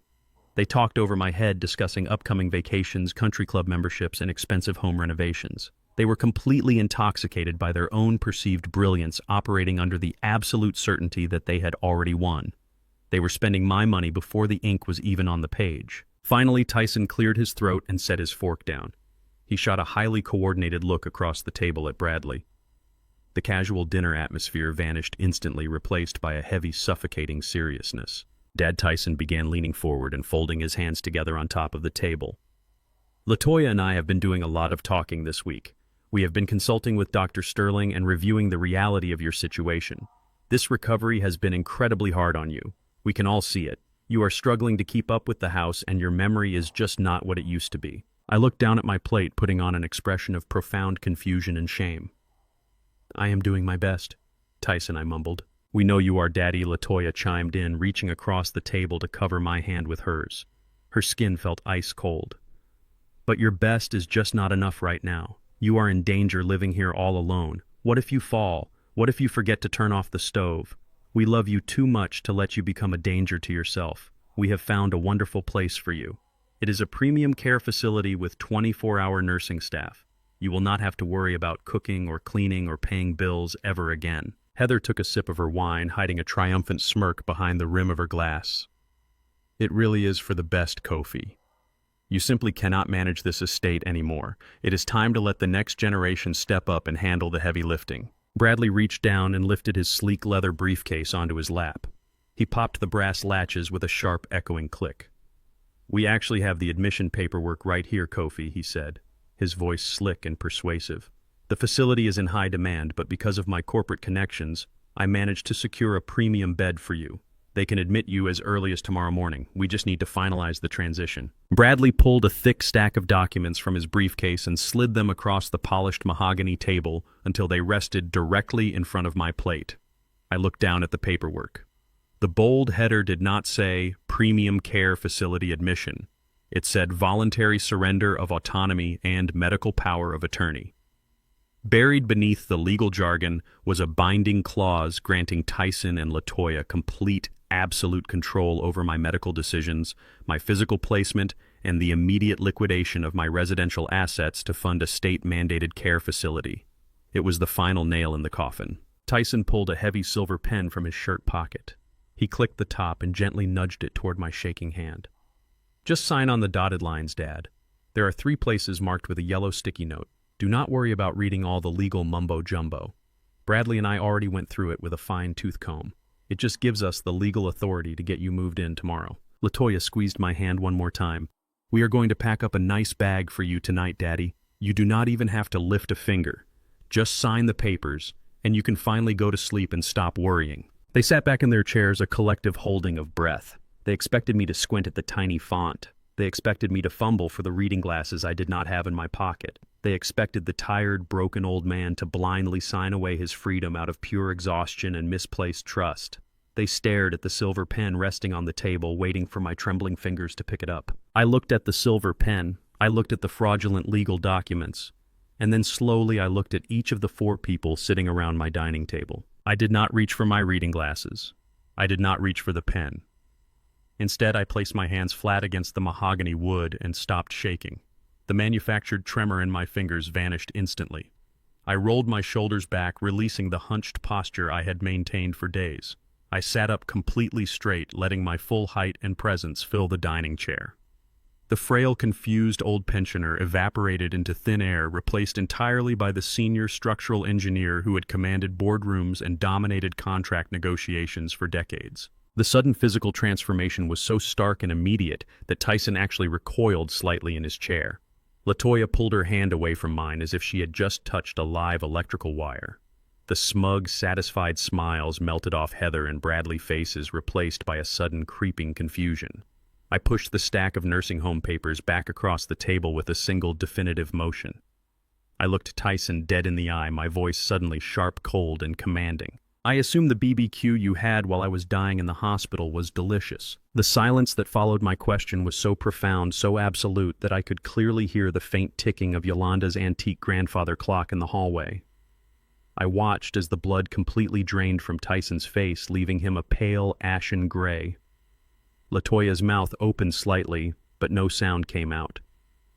Heather and Bradley remained frozen, their eyes locked on me, their arrogant smirks wiped clean away by the sudden chilling shift in my demeanor. I did not break eye contact. I let the weight of my words press down on them, pinning them to their expensive dining chairs. I did not ask if they enjoyed the barbecue. I stated it as a verified fact, and the sheer impossibility of me knowing that detail short-circuited their carefully constructed reality. "I am waiting for an answer," I said, my voice dropping an octave. Carrying the deep, resonant authority I used to command engineering teams on multi-million-dollar construction sites. "You told the hospital staff you were buried in a massive site inspection, Tyson. LaToya, you claimed you were drowning in a supply chain crisis. Yet my own 2 eyes saw you flipping ribs and drinking white wine on my patio while I was lying in a sterile hospital bed, dragging myself out of open-heart surgery without a single family member by my side." Tyson swallowed hard, his Adam's apple bobbing nervously against his shirt collar. He looked at LaToya, his eyes silently screaming for backup, but she was staring at her plate completely paralyzed. Dad, Tyson finally stammered, his voice thin and reedy. "I do not know what you are talking about. The medication must be causing hallucinations. Dr. Sterling warned us this might happen. You are confused." I let out a short, humorless laugh that echoed sharply against the mahogany walls. "Hallucinations. Is that the narrative we are going with tonight? That is a very convenient diagnosis for a man who wants to steal his father's house." I stood up from the table. I did not lean on the chair for support. I did not shuffle my feet. I walked with steady, measured steps toward the arched entryway leading into the living room. I picked up the small black remote control resting on the side table and pointed it directly at the large, flat-screen television mounted above the fireplace. "Let us see just how confused I really am," I said, pressing the power button. The screen flared to life, illuminating the dim living room with a bright, crisp light. I did not play a movie or a news channel.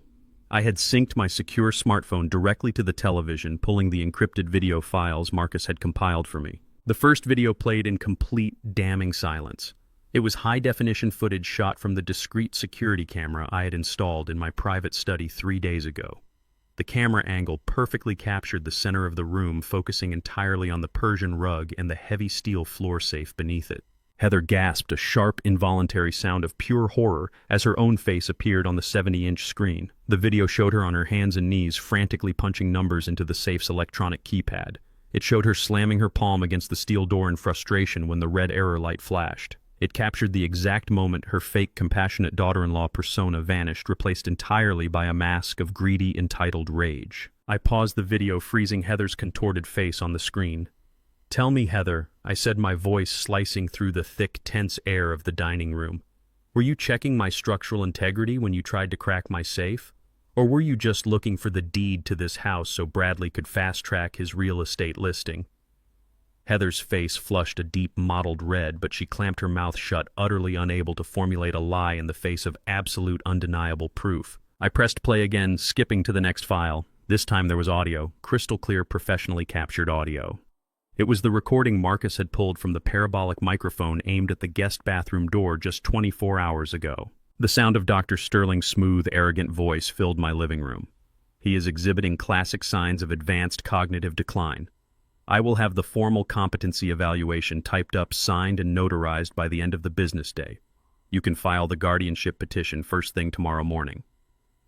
Then Tyson's voice echoed through the speakers, loud and unmistakable. "I have the cash right here. 10,000, just like we agreed. You get the rest when the judge bangs the gavel." I paused the audio, letting the sheer criminality of that exchange ring in their ears. I looked directly at my son, the boy I had raised to be an honorable man, the engineer I had proudly watched graduate at the top of his class. $10,000, I stated flatly, shaking my head in disgust. "You valued my freedom, my mind, and my entire life at $10,000 in a cheap envelope. You bribed a licensed medical professional to legally declare your own father incompetent so you could seize control of my assets and throw me into a state-funded facility. You traded my dignity for a real estate transaction." Tyson was physically trembling now, his hands gripping the edge of the mahogany table so tightly his knuckles were turning white. He looked like a trapped animal, his eyes darting frantically around the room, desperately searching for an exit, an excuse, a lie that could possibly save him. "Dad, please." Tyson choked out, his voice cracking with genuine panic. "You have to understand. We were desperate. The bills, the debts we just needed." He stopped, unable to finish the sentence, realizing that any justification he offered would only further incriminate him. He fell back on his final pathetic defense mechanism, the gaslighting. "This is crazy," Tyson yelled, standing up abruptly from the table, his chair scraping loudly against the hardwood floor. "You recorded us. You spied on us. This just proves exactly what Dr. Sterling said. You are paranoid, Dad. You are sick. You are hallucinating a massive conspiracy because your brain is failing. You need help." He pointed a shaking finger at me, clinging desperately to the narrative that I was a broken, senile old man. I did not raise my voice. I did not argue with him. I simply walked back to the dining table with slow, deliberate precision. I reached into the deep pocket of my bathrobe and pulled out a crisp, heavy-stock manila folder. It was sealed with the official embossed crest of my actual cardiac surgeon, the chief of cardiovascular surgery at the city's premier medical research hospital. I tossed the folder onto the center of the table. It landed with a soft, authoritative thud, resting directly on top of Bradley's fraudulent nursing home admission papers. "I am not hallucinating, Tyson," I said, staring at him with eyes as cold and hard as steel. I slid the pristine, flawless psychiatric and cognitive evaluation from my actual surgeon across the table. "I suggest you read that very carefully before you speak to me again." Tyson reached out with a trembling hand and pulled the heavy stock folder toward his chest. He opened it slowly, as if the paper itself might burn him. He read the chief cardiovascular surgeon's flawless assessment of my mental acuity. The room was so completely silent that I could hear the sharp intake of breath from LaToya as she read the conclusion over her brother's shoulder. The medical director of the most prestigious hospital in the state had declared me entirely sound of mind, possessing an intellect and memory retention ranking in the top 1% of my age demographic. I watched the last remaining shreds of their fabricated reality crumble into dust. "You both thought I was just a tired old man waiting to die," I said, my voice echoing off the dining room walls. "You thought my entire net worth was tied up in the equity of this house and a modest monthly pension. You looked at the life your mother and I built, and you saw an easy target. You assumed we were simple people, but you severely underestimated who raised you. I walked to the head of the mahogany table and placed both hands firmly on the polished wood. Let me tell you a story about your mother, I continued, making sure to look Latoya and Tyson directly in their eyes. Yolanda was a brilliant forensic accountant. 30 years ago, when my first major patent for seismic reinforcement materials was acquired for global commercial use, the financial payout was staggering. It was generational wealth, the kind of money that changes a bloodline forever. But your mother and I made a strict pact. We decided to hide it from you. We created a private holding company called Yolanda Incorporated and buried our fortune behind layers of corporate protection. Heather let out a sharp gasp, her eyes widening as the dollar signs registered in her greedy mind. Bradley shifted his weight, suddenly leaning forward with renewed predatory interest. We stayed in this house, I explained, gesturing around the dining room. We drove standard cars and lived on a strict budget because we wanted you to be hungry. We wanted you to learn the value of hard work and self-reliance. We thought shielding you from massive wealth would protect your character, but we were wrong. It did not make you humble. It made you arrogant, entitled, and entirely predatory toward what little you thought we had. You became the exact kind of vultures we were trying to protect you from. Tyson shook his head, dropping the psychiatric evaluation onto the table. He looked up at me, his expression a chaotic mix of awe and terror. Yolanda Incorporated. He whispered the name, clearly triggering a terrifying recognition in his brain. Yes, Tyson, I replied, locking my gaze onto him. Yolanda Incorporated, the massive, faceless conglomerate that you love to brag about at your corporate networking events. The same holding company that effectively owns Apex Commercial Construction. You walk around your job sites acting like a self-made titan of industry barking orders and taking credit for multi-million-dollar projects. But you have absolutely no idea who actually funds your paychecks. My holding company holds the primary commercial debt for Apex. We are the silent guarantors for the massive surety bonds on every single one of your current development projects. Tyson gripped the edge of the table, his knuckles turning stark white. He opened his mouth to speak, but I did not give him the chance to form a single excuse. For the last 10 days, I continued, my voice steady and relentless. You have weaponized your career to avoid visiting me in the hospital. You claimed you were too busy managing your sites to check on your father after open heart surgery. You skipped your shifts to stand in my backyard and plot my institutionalization. So I decided to relieve you of that massive professional burden. I instructed my legal team to pull our guarantee. I called in the commercial debt. Your executives have been scrambling in a blind panic for 48 hours, desperately trying to figure out why their funding miraculously dried up. And when corporate executives face sudden financial strangulation, they immediately look for the most expensive, useless deadweight on their payroll to cut costs. Latoya started to cry, real heavy tears of absolute panic streaming down her face. She reached out toward me, her hands shaking violently. "Daddy, please," she sobbed. I turned my cold gaze toward my daughter. "And you, Latoya," I said, my tone devoid of any parental warmth. "You sat in my kitchen and cried crocodile tears about global supply chain issues ruining your high-end boutique. You begged me for $50,000, claiming you would lose everything. The tragic irony is that you were telling the truth about failing but lying about the cause. You bled your own business dry to fund your luxury cars and international vacations. You thought you could extract my life savings to cover your reckless tracks." She choked on a sob, shaking her head vigorously in denial, but I pressed forward. "Yolanda Incorporated owns the entire commercial block where your boutique is located," I revealed. "You have not paid your lease in 3 months. I am the one who instructed the property management company to forgive your late fees and ignore your delinquency to keep your little dream afloat. But that protection ended the moment I found out you were pricing out cheap nursing homes for me." "But the check," Latoya stammered, her chest heaving with panic. "You gave me the $50,000 check. I deposited it." "I gave you a check from a joint account I had already hard frozen for suspicious activity," I corrected her. Presenting a massive check against a frozen account does not just bounce. It triggers an automatic mandatory fraud review. The bank instantly flagged your transaction. They locked down your entire financial existence pending a federal investigation. You begged for a lifeline, and I handed you an anchor. The reality of their absolute ruin settled heavily over the dining room. Tyson was staring blankly at the wall, his breathing shallow and rapid. Latoya had buried her face in her hands, her shoulders shaking with loud, uncontrollable sobs. Heather was completely silent, her face a mask of pure, unadulterated horror as she calculated the impending collapse of her lavish lifestyle. Suddenly, Bradley slammed his fist down hard on the mahogany table, rattling the wine glasses. He stood up, his face flushed an ugly dark red. He puffed out his chest, trying to project the aggressive, domineering real estate broker persona he used to intimidate weak clients. "You think you are so smart, old man," Bradley shouted, jabbing a finger aggressively in my direction. "You think you hold all the cards just because you have some secret bank accounts. But you forgot one massive detail.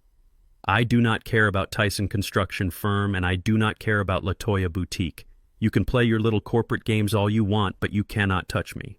He reached down and patted his sleek leather briefcase sitting on the floor next to his chair. "I hold the legal rights to this property," Bradley sneered, his voice dripping with venomous triumph. "You signed a durable power of attorney right in front of me and a licensed notary. You transferred full authority to list, negotiate, and liquidate this house. It does not matter how many millions you have hidden away in your holding company. I control this asset now. I am going to sell this property right out from under you, and there is absolutely nothing your lawyers can do to stop a legally binding notarized contract." I looked at Bradley, observing the frantic, desperate greed shining in his eyes. He truly believed he had outsmarted me. He believed he was the apex predator in the room. I did not flinch. I did not raise my voice. I simply stood my ground and delivered the final devastating blow. I looked at them dead in the eye. "Tyson, your firm's line of credit was pulled this morning. Latoya, your eviction notice for the boutique is taped to your storefront right now." Bradley stood frozen at the end of the table, his arms still aggressively extended in my direction. The blood that had rushed to his face just moments ago seemed to pool heavily in his cheeks, painting them a violent shade of crimson. He let out a sharp, incredulous bark of laughter, a sound utterly devoid of genuine amusement.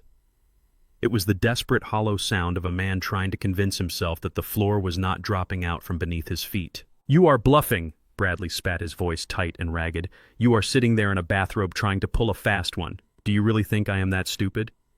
I know how real estate works, Kofi. I know the law. You cannot just snap your fingers and erase a notarized, legally binding contract. I have the power of attorney right here in my briefcase. It is signed. It is stamped. It is bulletproof. I control this house, and I am listing it tomorrow." He dropped his hand and frantically snapped open the brass latches of his sleek leather briefcase. He rummaged through the meticulously organized compartments, pulling out the thick stack of papers he had manipulated me into signing just yesterday morning.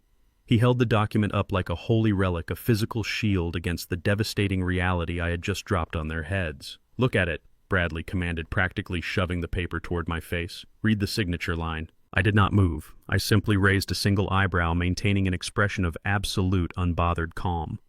"I think you should be the one to look at it, Bradley," I suggested, my voice smooth and perfectly level.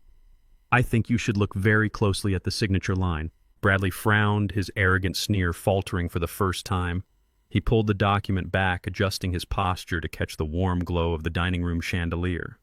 He flipped to the very last page, his eyes darting immediately to the bottom right corner where the grantor signature was supposed to be. He stared at the paper, then he blinked, shaking his head slightly, and stared at it again. He brought the document closer to his face, his eyes wide and frantic, scanning the blank white space where my name should have been written in bold, dark ink. "What is this?" Bradley muttered, his voice dropping to a confused, panicked whisper. "What did you do?" I used a specialized drafting pen. I explained the words, clipping through the air with surgical precision. As a structural engineer, I often work with highly sensitive schematics that require temporary stress load markings. Yesterday, when you so generously brought me that fraudulent power of attorney, I signed it using a highly volatile, thermal-degrading vanishing ink. The chemical bonds in that specific ink break down completely when exposed to oxygen. Within 24 hours, it evaporates entirely, leaving absolutely no trace behind. Bradley's hands began to shake violently, the pristine white paper rattling between his fingers. He flipped frantically to the notary's stamp, but the signature line beneath it was equally flawlessly blank. The legal authority he thought he held, the million-dollar asset he was already spending in his head, had literally vanished into thin air. "You do not control this house, Bradley," I stated, my voice ringing with finality. "You control a blank piece of paper. And unfortunately for you, my private investigator has confirmed that you have already started leveraging this property to cover your own mounting commercial debts. When your investors realize you tried to secure their funding with a fraudulent unsigned contract, they are not going to take you to civil court. They are going to have you indicted for wire fraud." Bradley dropped the document onto the table as if it had burst into flames. He stumbled backward, colliding heavily with the antique glass display cabinet. The fine china inside rattled ominously, mirroring the sudden catastrophic collapse of his entire professional existence. Heather, who had been sitting in stunned silence, suddenly let out a sharp, hysterical breath. She looked at Bradley's blank paper, then turned her wide, terrified eyes toward Tyson, who was still staring blankly at his own hands. "Tyson, do something!" Heather shrieked, her voice pitching into a shrill, desperate register. "He cannot do this. He cannot just take your job and LaToya's store. We have to call a lawyer. We have to fight this. He is a sick old man. We can still prove he is incompetent. We have Dr. Sterling's evaluation." I turned my gaze toward my daughter-in-law, the woman who had stood in my private study and called me a filthy burden while trying to crack my floor safe. "Dr. Sterling's evaluation is entirely worthless, Heather," I said coldly, "because my private investigator captured crystal-clear audio of Tyson handing him a $10,000 cash bribe to falsify that medical report. I have already forwarded that recording to my legal team, and they are preparing to hand it directly to the medical licensing board and the district attorney." Heather flinched as if I had physically struck her, but she desperately tried to maintain her aggressive, entitled facade. "You have no proof of anything else," she spat, her hands gripping the edge of the mahogany table. "You are just trying to scare us. We did not do anything illegal." "Are you absolutely sure about that, Heather?" I asked, my voice dropping to a dangerous, quiet rumble, because my credit card company flagged a rather interesting transaction yesterday afternoon. I reached into the pocket of my bathrobe and pulled out my secure smartphone. I tapped the screen, bringing up the digital banking alert, and placed the phone face up on the polished wood, sliding it precisely until it rested in front of her perfectly manicured hands. $15,000, I read aloud, ensuring every syllable landed with maximum impact. "Attempted at Romanov luxury timepieces. Charged to a joint credit card that you assumed I was too senile to monitor. You left my house furious that you could not steal the documents in my safe, and you immediately drove to a jewelry store to buy a Rolex with my money." Heather's face drained of all color, her aggressive posture collapsing instantly. She stared at the digital alert on the screen, her mouth opening and closing in a silent, panicked sequence. I declined the charge and reported it as fraud. I continued relentless. Attempting to execute a $15,000 transaction on an unauthorized card crosses the threshold into felony wire fraud. You are facing federal charges, Heather. And when the authorities audit your accounts, they are going to find a very clear, very damning pattern of elder financial abuse. The silence that followed was suffocating, heavy with the realization of their absolute, inescapable ruin. I had systematically dismantled every single pillar of their lives. Tyson's career was over. LaToya's business was gone. Bradley was facing indictment for real estate fraud, and Heather was looking at federal charges for credit card theft. They had walked into my home believing they were the apex predators, untouchable and supreme. They were now leaving as destitute, desperate criminals. And then, exactly as I had predicted, the foundation cracked and they immediately turned on each other. "You idiot!" Heather suddenly screamed, whirling around to face Tyson. Her voice was raw and furious, stripping away every ounce of her polished, high society persona. "I told you this was a mistake. I told you we should have just let the hospital transition him. You are the one who insisted on the fake doctor. You are the one who handed over the cash bribe. You dragged me into this federal conspiracy." Tyson snapped out of his catatonic shock, his face contorting with defensive rage. "Dragged you into this!" he yelled back, slamming his fist onto the table. "You are the one who tried to buy a $15,000 watch with a stolen credit card. You are the one who could not wait 5 minutes to start spending his money. Do not sit there and act like you are the victim here, Heather. You were practically salivating over his antique silver before we even sat down." Across the table, the situation was detonating with equal ferocity. Bradley turned on LaToya, his eyes wild and accusing. "This is your fault," he hissed, jabbing a finger at her tear-stained face. "You told me he was an easy mark. You told me he had no idea what was going on with the estate. I put my entire broker's license on the line for this. My investors are going to destroy me, LaToya, because of your brilliant little plan." LaToya shot up from her chair, her face twisted in a mixture of profound betrayal and defensive fury. "My plan," she screamed, her voice cracking. "You are the one who drafted the fake power of attorney. You are the one who was laughing about selling the house while he was in the hospital. Do not you dare put this on me, Bradley. I begged you to help me with the boutique, and you told me the only way out was to liquidate my father's assets." The dining room erupted into a chaotic, vicious screaming match. The pristine illusion of their perfect, successful marriages dissolved into toxic, venomous accusations.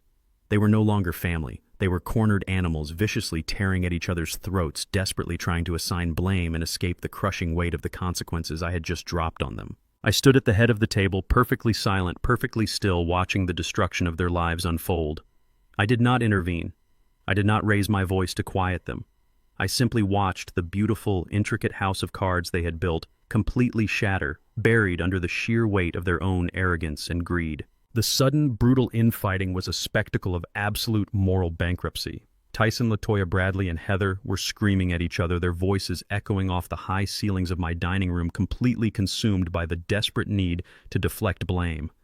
They had spent the last 2 weeks functioning as a synchronized predatory unit, bound together by the shared goal of stripping me of my autonomy and my assets. The moment that shared goal was obliterated, their alliance instantly dissolved into toxic, venomous chaos. I stood at the head of the mahogany table, my hands resting lightly on the polished wood, observing the destruction. I did not feel a single ounce of satisfaction. I did not feel the triumphant rush of a victorious general. I only felt a deep, profound sadness. I was looking at the children Yolanda and I had raised, the children we had sacrificed for, and realizing that we had inadvertently engineered 2 incredibly successful, utterly hollow human beings. I waited until their screaming reached a fever pitch, until Bradley was practically foaming at the mouth, and Heather was openly weeping in sheer terrified frustration. Enough, I said. I did not shout. I did not need to. My voice cut through their chaotic screaming like a steel blade through silk. The sheer resonant authority of that single word silenced the room instantly. Tyson snapped his mouth shut, his chest heaving. LaToya wiped her tear-streaked face, staring at me with wide, terrified eyes. You came into my home tonight intending to serve me with papers that would end my life as a free man, I said, my gaze sweeping slowly across the 4 of them. You sat at my table, drank my wine, and smiled in my face while secretly plotting to lock me away and liquidate my existence. You have shown me exactly who you are, and you have shown me exactly what I mean to you. You are no longer my family. You are simply liabilities, and I am formally cutting my losses. LaToya let out a sharp, devastated sob, reaching a trembling hand out toward me across the table. Daddy, please! She choked out, her voice raw and pleading. Do not say that. We made a mistake. We made a terrible, stupid mistake. But we are still your children. You cannot just cut us off. I looked at my daughter, the girl who used to sit on my lap, and asked me to explain how bridges were built. I am not cutting you off, LaToya, I replied, my voice devoid of any parental warmth. I am simply allowing you to experience the full, unfiltered consequences of the reality you tried to build for me. You wanted me out of this house by the weekend. You wanted my assets liquidated. I am just honoring the timeline you established. I reached into the deep pocket of my bathrobe and pulled out my secure smartphone.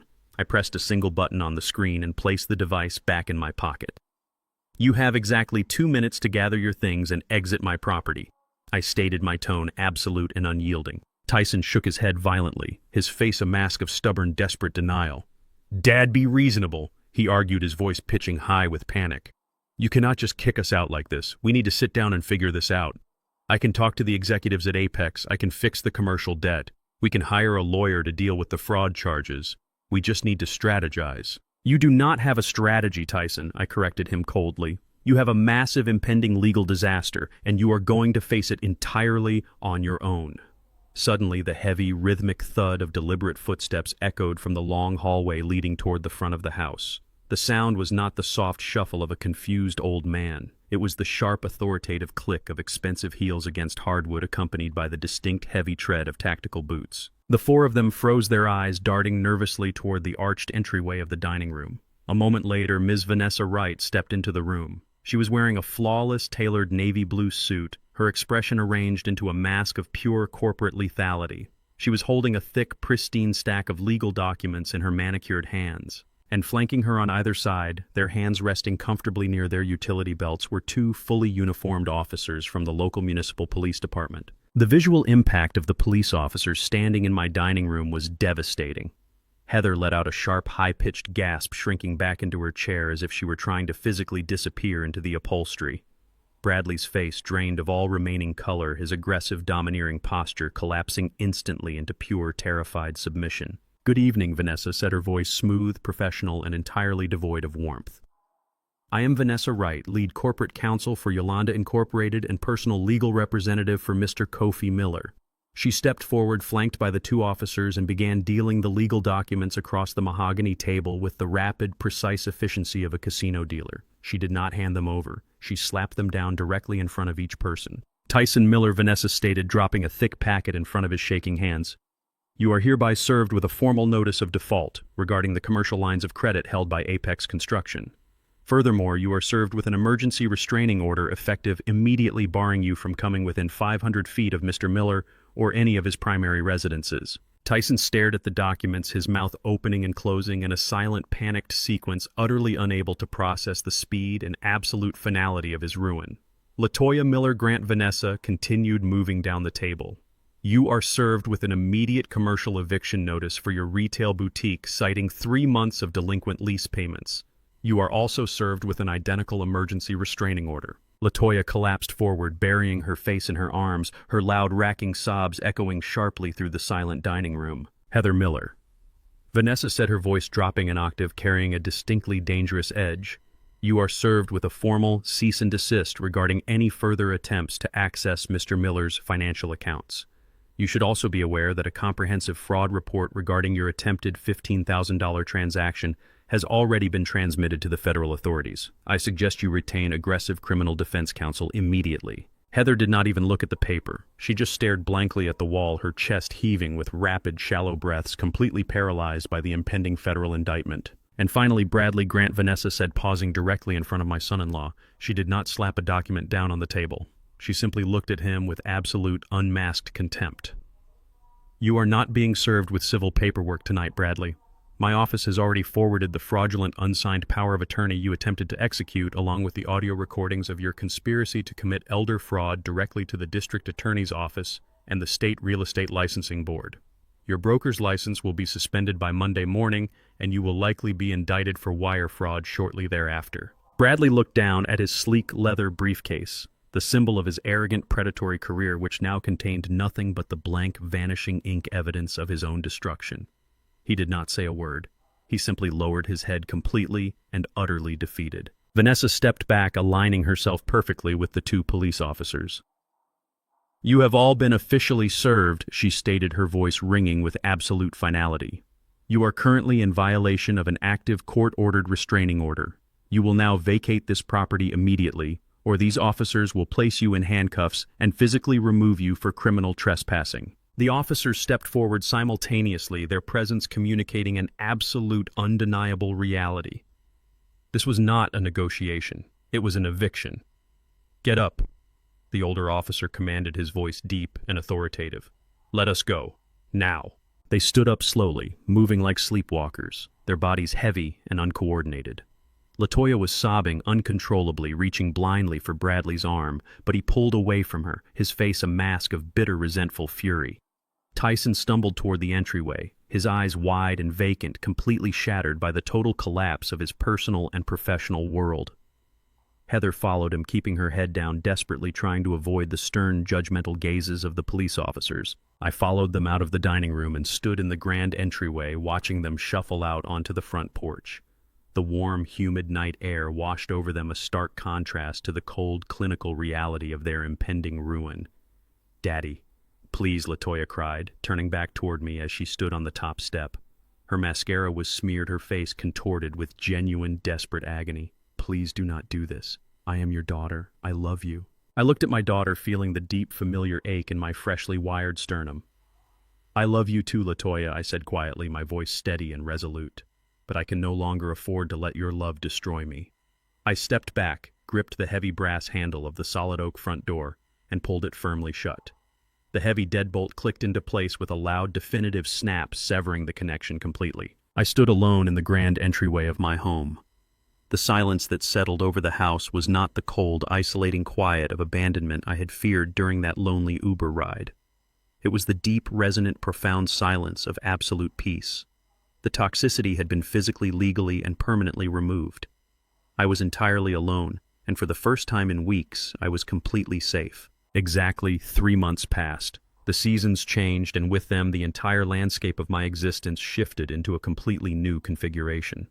I stood in the center of the dismantled living room, watching a team of professional movers carefully wrap Yolanda antique grandfather clock in thick protective blankets. The heavy oak front door was propped wide open, allowing the crisp autumn air to circulate through the empty hallways. The house was silent, but it was no longer the suffocating, isolating silence of abandonment.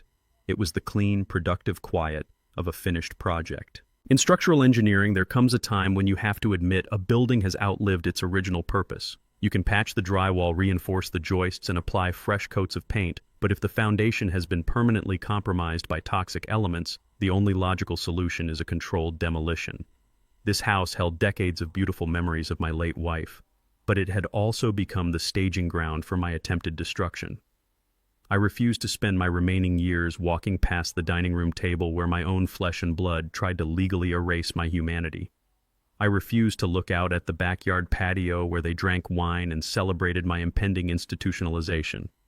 The structure was tainted. I had to tear it down. Vanessa Wright handled the real estate transaction with her trademark corporate ruthlessness.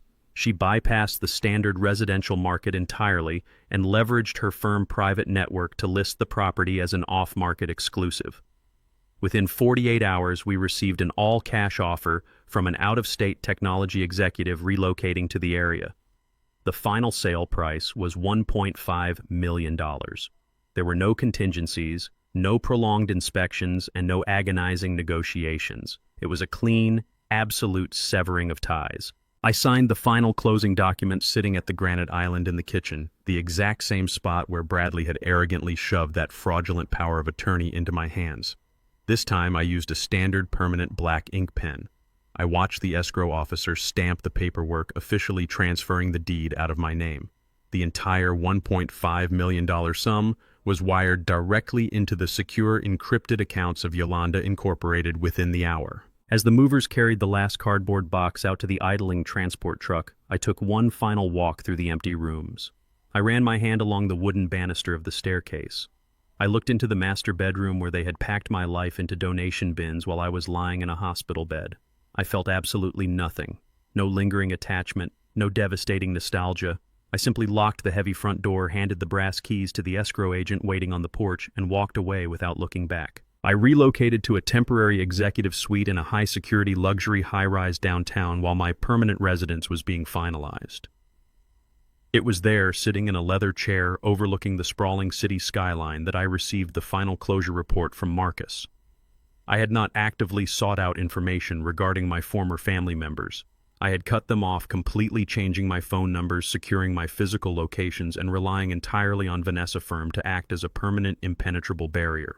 But as a man accustomed to managing large-scale projects, I required a final status update to ensure the structural hazards had been completely neutralized. Marcus slid a thick manila folder across the glass coffee table. The contents were a masterclass in the brutal, unforgiving mechanics of consequence. Tyson had experienced a catastrophic professional freefall. When Yolanda Incorporated pulled the commercial debt guarantees from Apex Construction, the firm executives panicked. To appease their remaining creditors and salvage their operational liquidity, they initiated an immediate, ruthless purge of their upper management. Tyson was the very first casualty. Stripped of his six-figure salary and his inflated corporate title, his carefully hidden financial reality rapidly caught up with him. The investigation Marcus conducted revealed that Tyson had amassed crippling underground gambling debts. Without my secret emergency funds to bail him out, his creditors descended like wolves. He was forced to liquidate his luxury SUV, his expensive watches, and the majority of his personal assets just to keep his legs from being broken. He was currently working brutal 14-hour shifts as a manual laborer for a non-union concrete pouring crew on the outskirts of the city.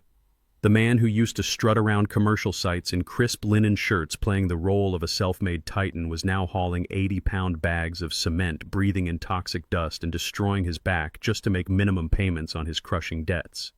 Heather, of course, filed for divorce the very second his bank accounts hit zero. She abandoned him with the exact same ruthless speed she had planned to abandon me.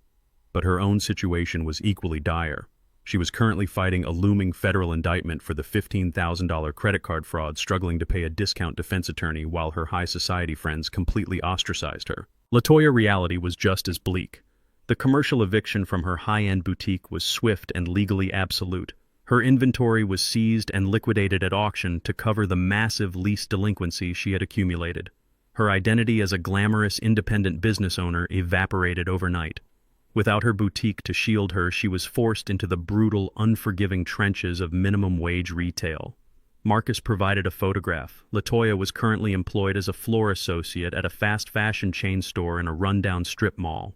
She was wearing a cheap polyester uniform, folding endless stacks of graphic t-shirts, and forced to smile at the exact type of rude, demanding customers she used to openly mock. Her marriage to Bradley had imploded with spectacular velocity. After Vanessa forwarded the audio recordings and the fraudulent Vanishing Inc. contract to the state licensing board, Bradley real estate broker license was permanently revoked. He was slapped with multiple felony charges for wire fraud and conspiracy to commit elder abuse. His wealthy investor clients abandoned him instantly, leaving him to face the criminal justice system entirely alone. He and LaToya were currently navigating a vicious, highly toxic bankruptcy proceeding, blaming each other for their mutual destitution. They had walked into my home believing they were untouchable apex predators. They had tried to manufacture my complete financial and physical desperation. Now, by their own greedy hands, they were living the exact nightmare they had tried to design for me. They were exhausted, broke, humiliated, and completely stripped of their autonomy. I closed the manila folder and handed it back to Marcus. I did not feel a rush of vindictive pleasure. I simply felt the quiet, profound satisfaction of a balanced equation. The structural integrity of the universe had been restored. "Thank you, Marcus," I said, my voice calm and steady. "Close the file. I do not need any further updates on these individuals. Their lives are no longer my concern." A few days later, I was sitting in the executive suite drinking a cup of premium black coffee and reviewing the architectural blueprints for my new permanent residence. The building concierge came up to deliver my morning mail. Among the standard corporate correspondence and legal briefs was a thick, heavily wrinkled envelope. The return address was a cheap apartment complex on the industrial side of town. The handwriting was messy, desperate, and unmistakable. It was from Tyson. I set my coffee mug down on the glass table. I picked up the envelope, feeling the weight of the thick pages inside. I reached for the silver letter opener resting on the desk and sliced through the paper. I pulled out 4 pages of tightly packed, frantic handwriting. The paper was visibly warped by dried tear stains. I unfolded the first page. "Dad, I am so sorry. I have lost absolutely everything. My wife, my job, my home. My back is completely giving out on me at this construction site, and I can barely afford to eat. I know what I did was monstrous, but I was so desperate. Please, Dad, I am begging you. I just need one more chance to prove I can be a good son." I read the words. I saw the desperation bleeding through the blue ink. I felt the profound, crushing agony of a man who realized he had destroyed his own life. I did not feel anger. I did not feel pity. I did not feel a single ounce of paternal obligation. I smoothly folded the 4 pages back together. I did not bother reading the rest of his excuses or his desperate pleas for financial salvation. I turned my chair toward the heavy-duty paper shredder sitting next to the desk. I pressed the power button, listening to the sharp mechanical hum of the steel blades rotating to life. I dropped the thick stack of pages into the feeding slot. I watched as Tyson apologies, his tears, and his begging were pulled down and instantly sliced into hundreds of tiny, meaningless ribbons of paper. I dropped the envelope in right after it. I turned off the machine, picked up my coffee mug, and went back to reviewing my blueprints. The past was completely shredded. It was time to build something new. 6 months after I fed my son's desperate apology into a heavy-duty shredder, I finalized the purchase of my new permanent residence. It is a sprawling luxury penthouse on the 42nd floor of a high-rise I actually helped engineer over 2 decades ago. The space is a fortress of floor-to-ceiling glass, polished concrete, and brushed steel. It offers an unobstructed panoramic view of the entire city skyline. There are no spare bedrooms for ungrateful children to claim. There is no driveway for them to park their luxury vehicles. There is only pristine elevated silence and absolute untouchable security. But a man who spent his entire life building strong foundations does not simply retire to sit in an empty glass tower. I had a massive surplus of capital, specifically the $1.5 million from the cash sale of the old house, and I needed to channel it into something that carried true structural integrity. I called Vanessa Wright into my new home office. We did not discuss corporate debt or commercial real estate acquisitions.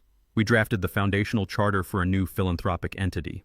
I named it the Yolanda Miller Foundation. The mission directive was highly specific and deeply personal. The foundation was designed to provide elite legal representation, premium medical advocacy, and comprehensive post-operative care funding for elderly patients who have been abandoned by their families. I wanted to build an impenetrable safety net for the men and women who wake up in cold hospital rooms to find empty chairs beside their beds. I wanted to ensure that no vulnerable senior citizen in this city would ever be bullied, manipulated, or legally erased by greedy relatives trying to accelerate their inheritance. To run the operational side of the foundation, I did not hire a corporate executive. I hired a deeply compassionate professional who understood the exact nature of the problem.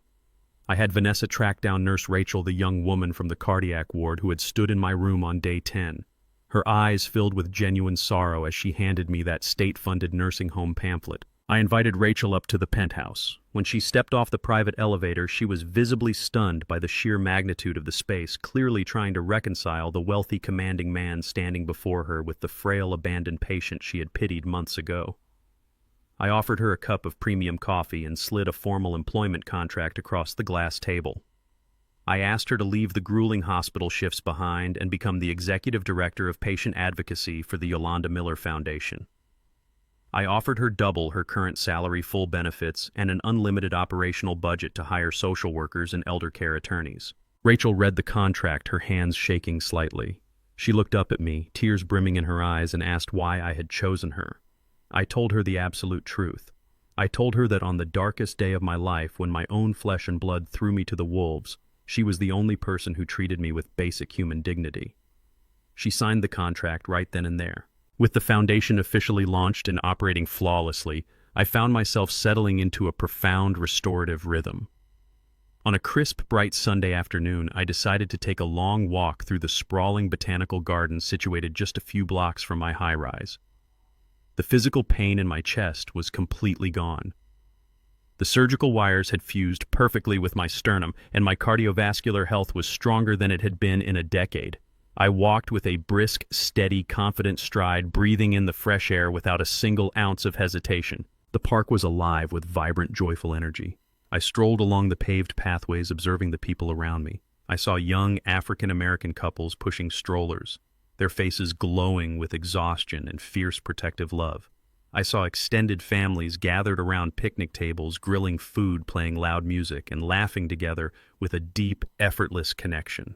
I watched a young man carefully helping his elderly father navigate a slight incline on the walking path, holding the older man's elbow with unwavering patience and profound respect. Looking at them, I did not feel a trace of bitterness or longing for the family I had dismantled. Instead, I felt a deep, resonant clarity. I finally understood the true, unvarnished definition of family. Family is not simply a biological accident. Blood does not automatically guarantee loyalty, and a shared last name does not equate to genuine respect. Family is an active, daily choice. It is the conscious decision to show up, to be present, and to honor the sacrifices of the people who paved the way for your success. Tyson and LaToya were never truly my family. They were parasites feeding off the resources Yolanda and I had generated. They viewed my love as a weakness to be exploited and my wealth as a prize to be captured. Cutting them out of my life was not an act of cruelty. It was an act of vital self-preservation. I stopped by a tranquil koi pond in the center of the gardens and sat down on a wooden bench. A little boy, maybe 4 or 5 years old, accidentally kicked his brightly colored soccer ball directly toward my feet. I stopped it smoothly with the toe of my shoe. The boy ran up suddenly, shy, hiding behind his hands. I smiled, picked up the ball, and tossed it gently back to him. His grandfather, a man who looked to be exactly my age, walked over and offered a warm, appreciative nod. "Beautiful day to be alive, brother," the man said, his voice rich and friendly. "It is the best day of my life," I replied, and I meant every single syllable.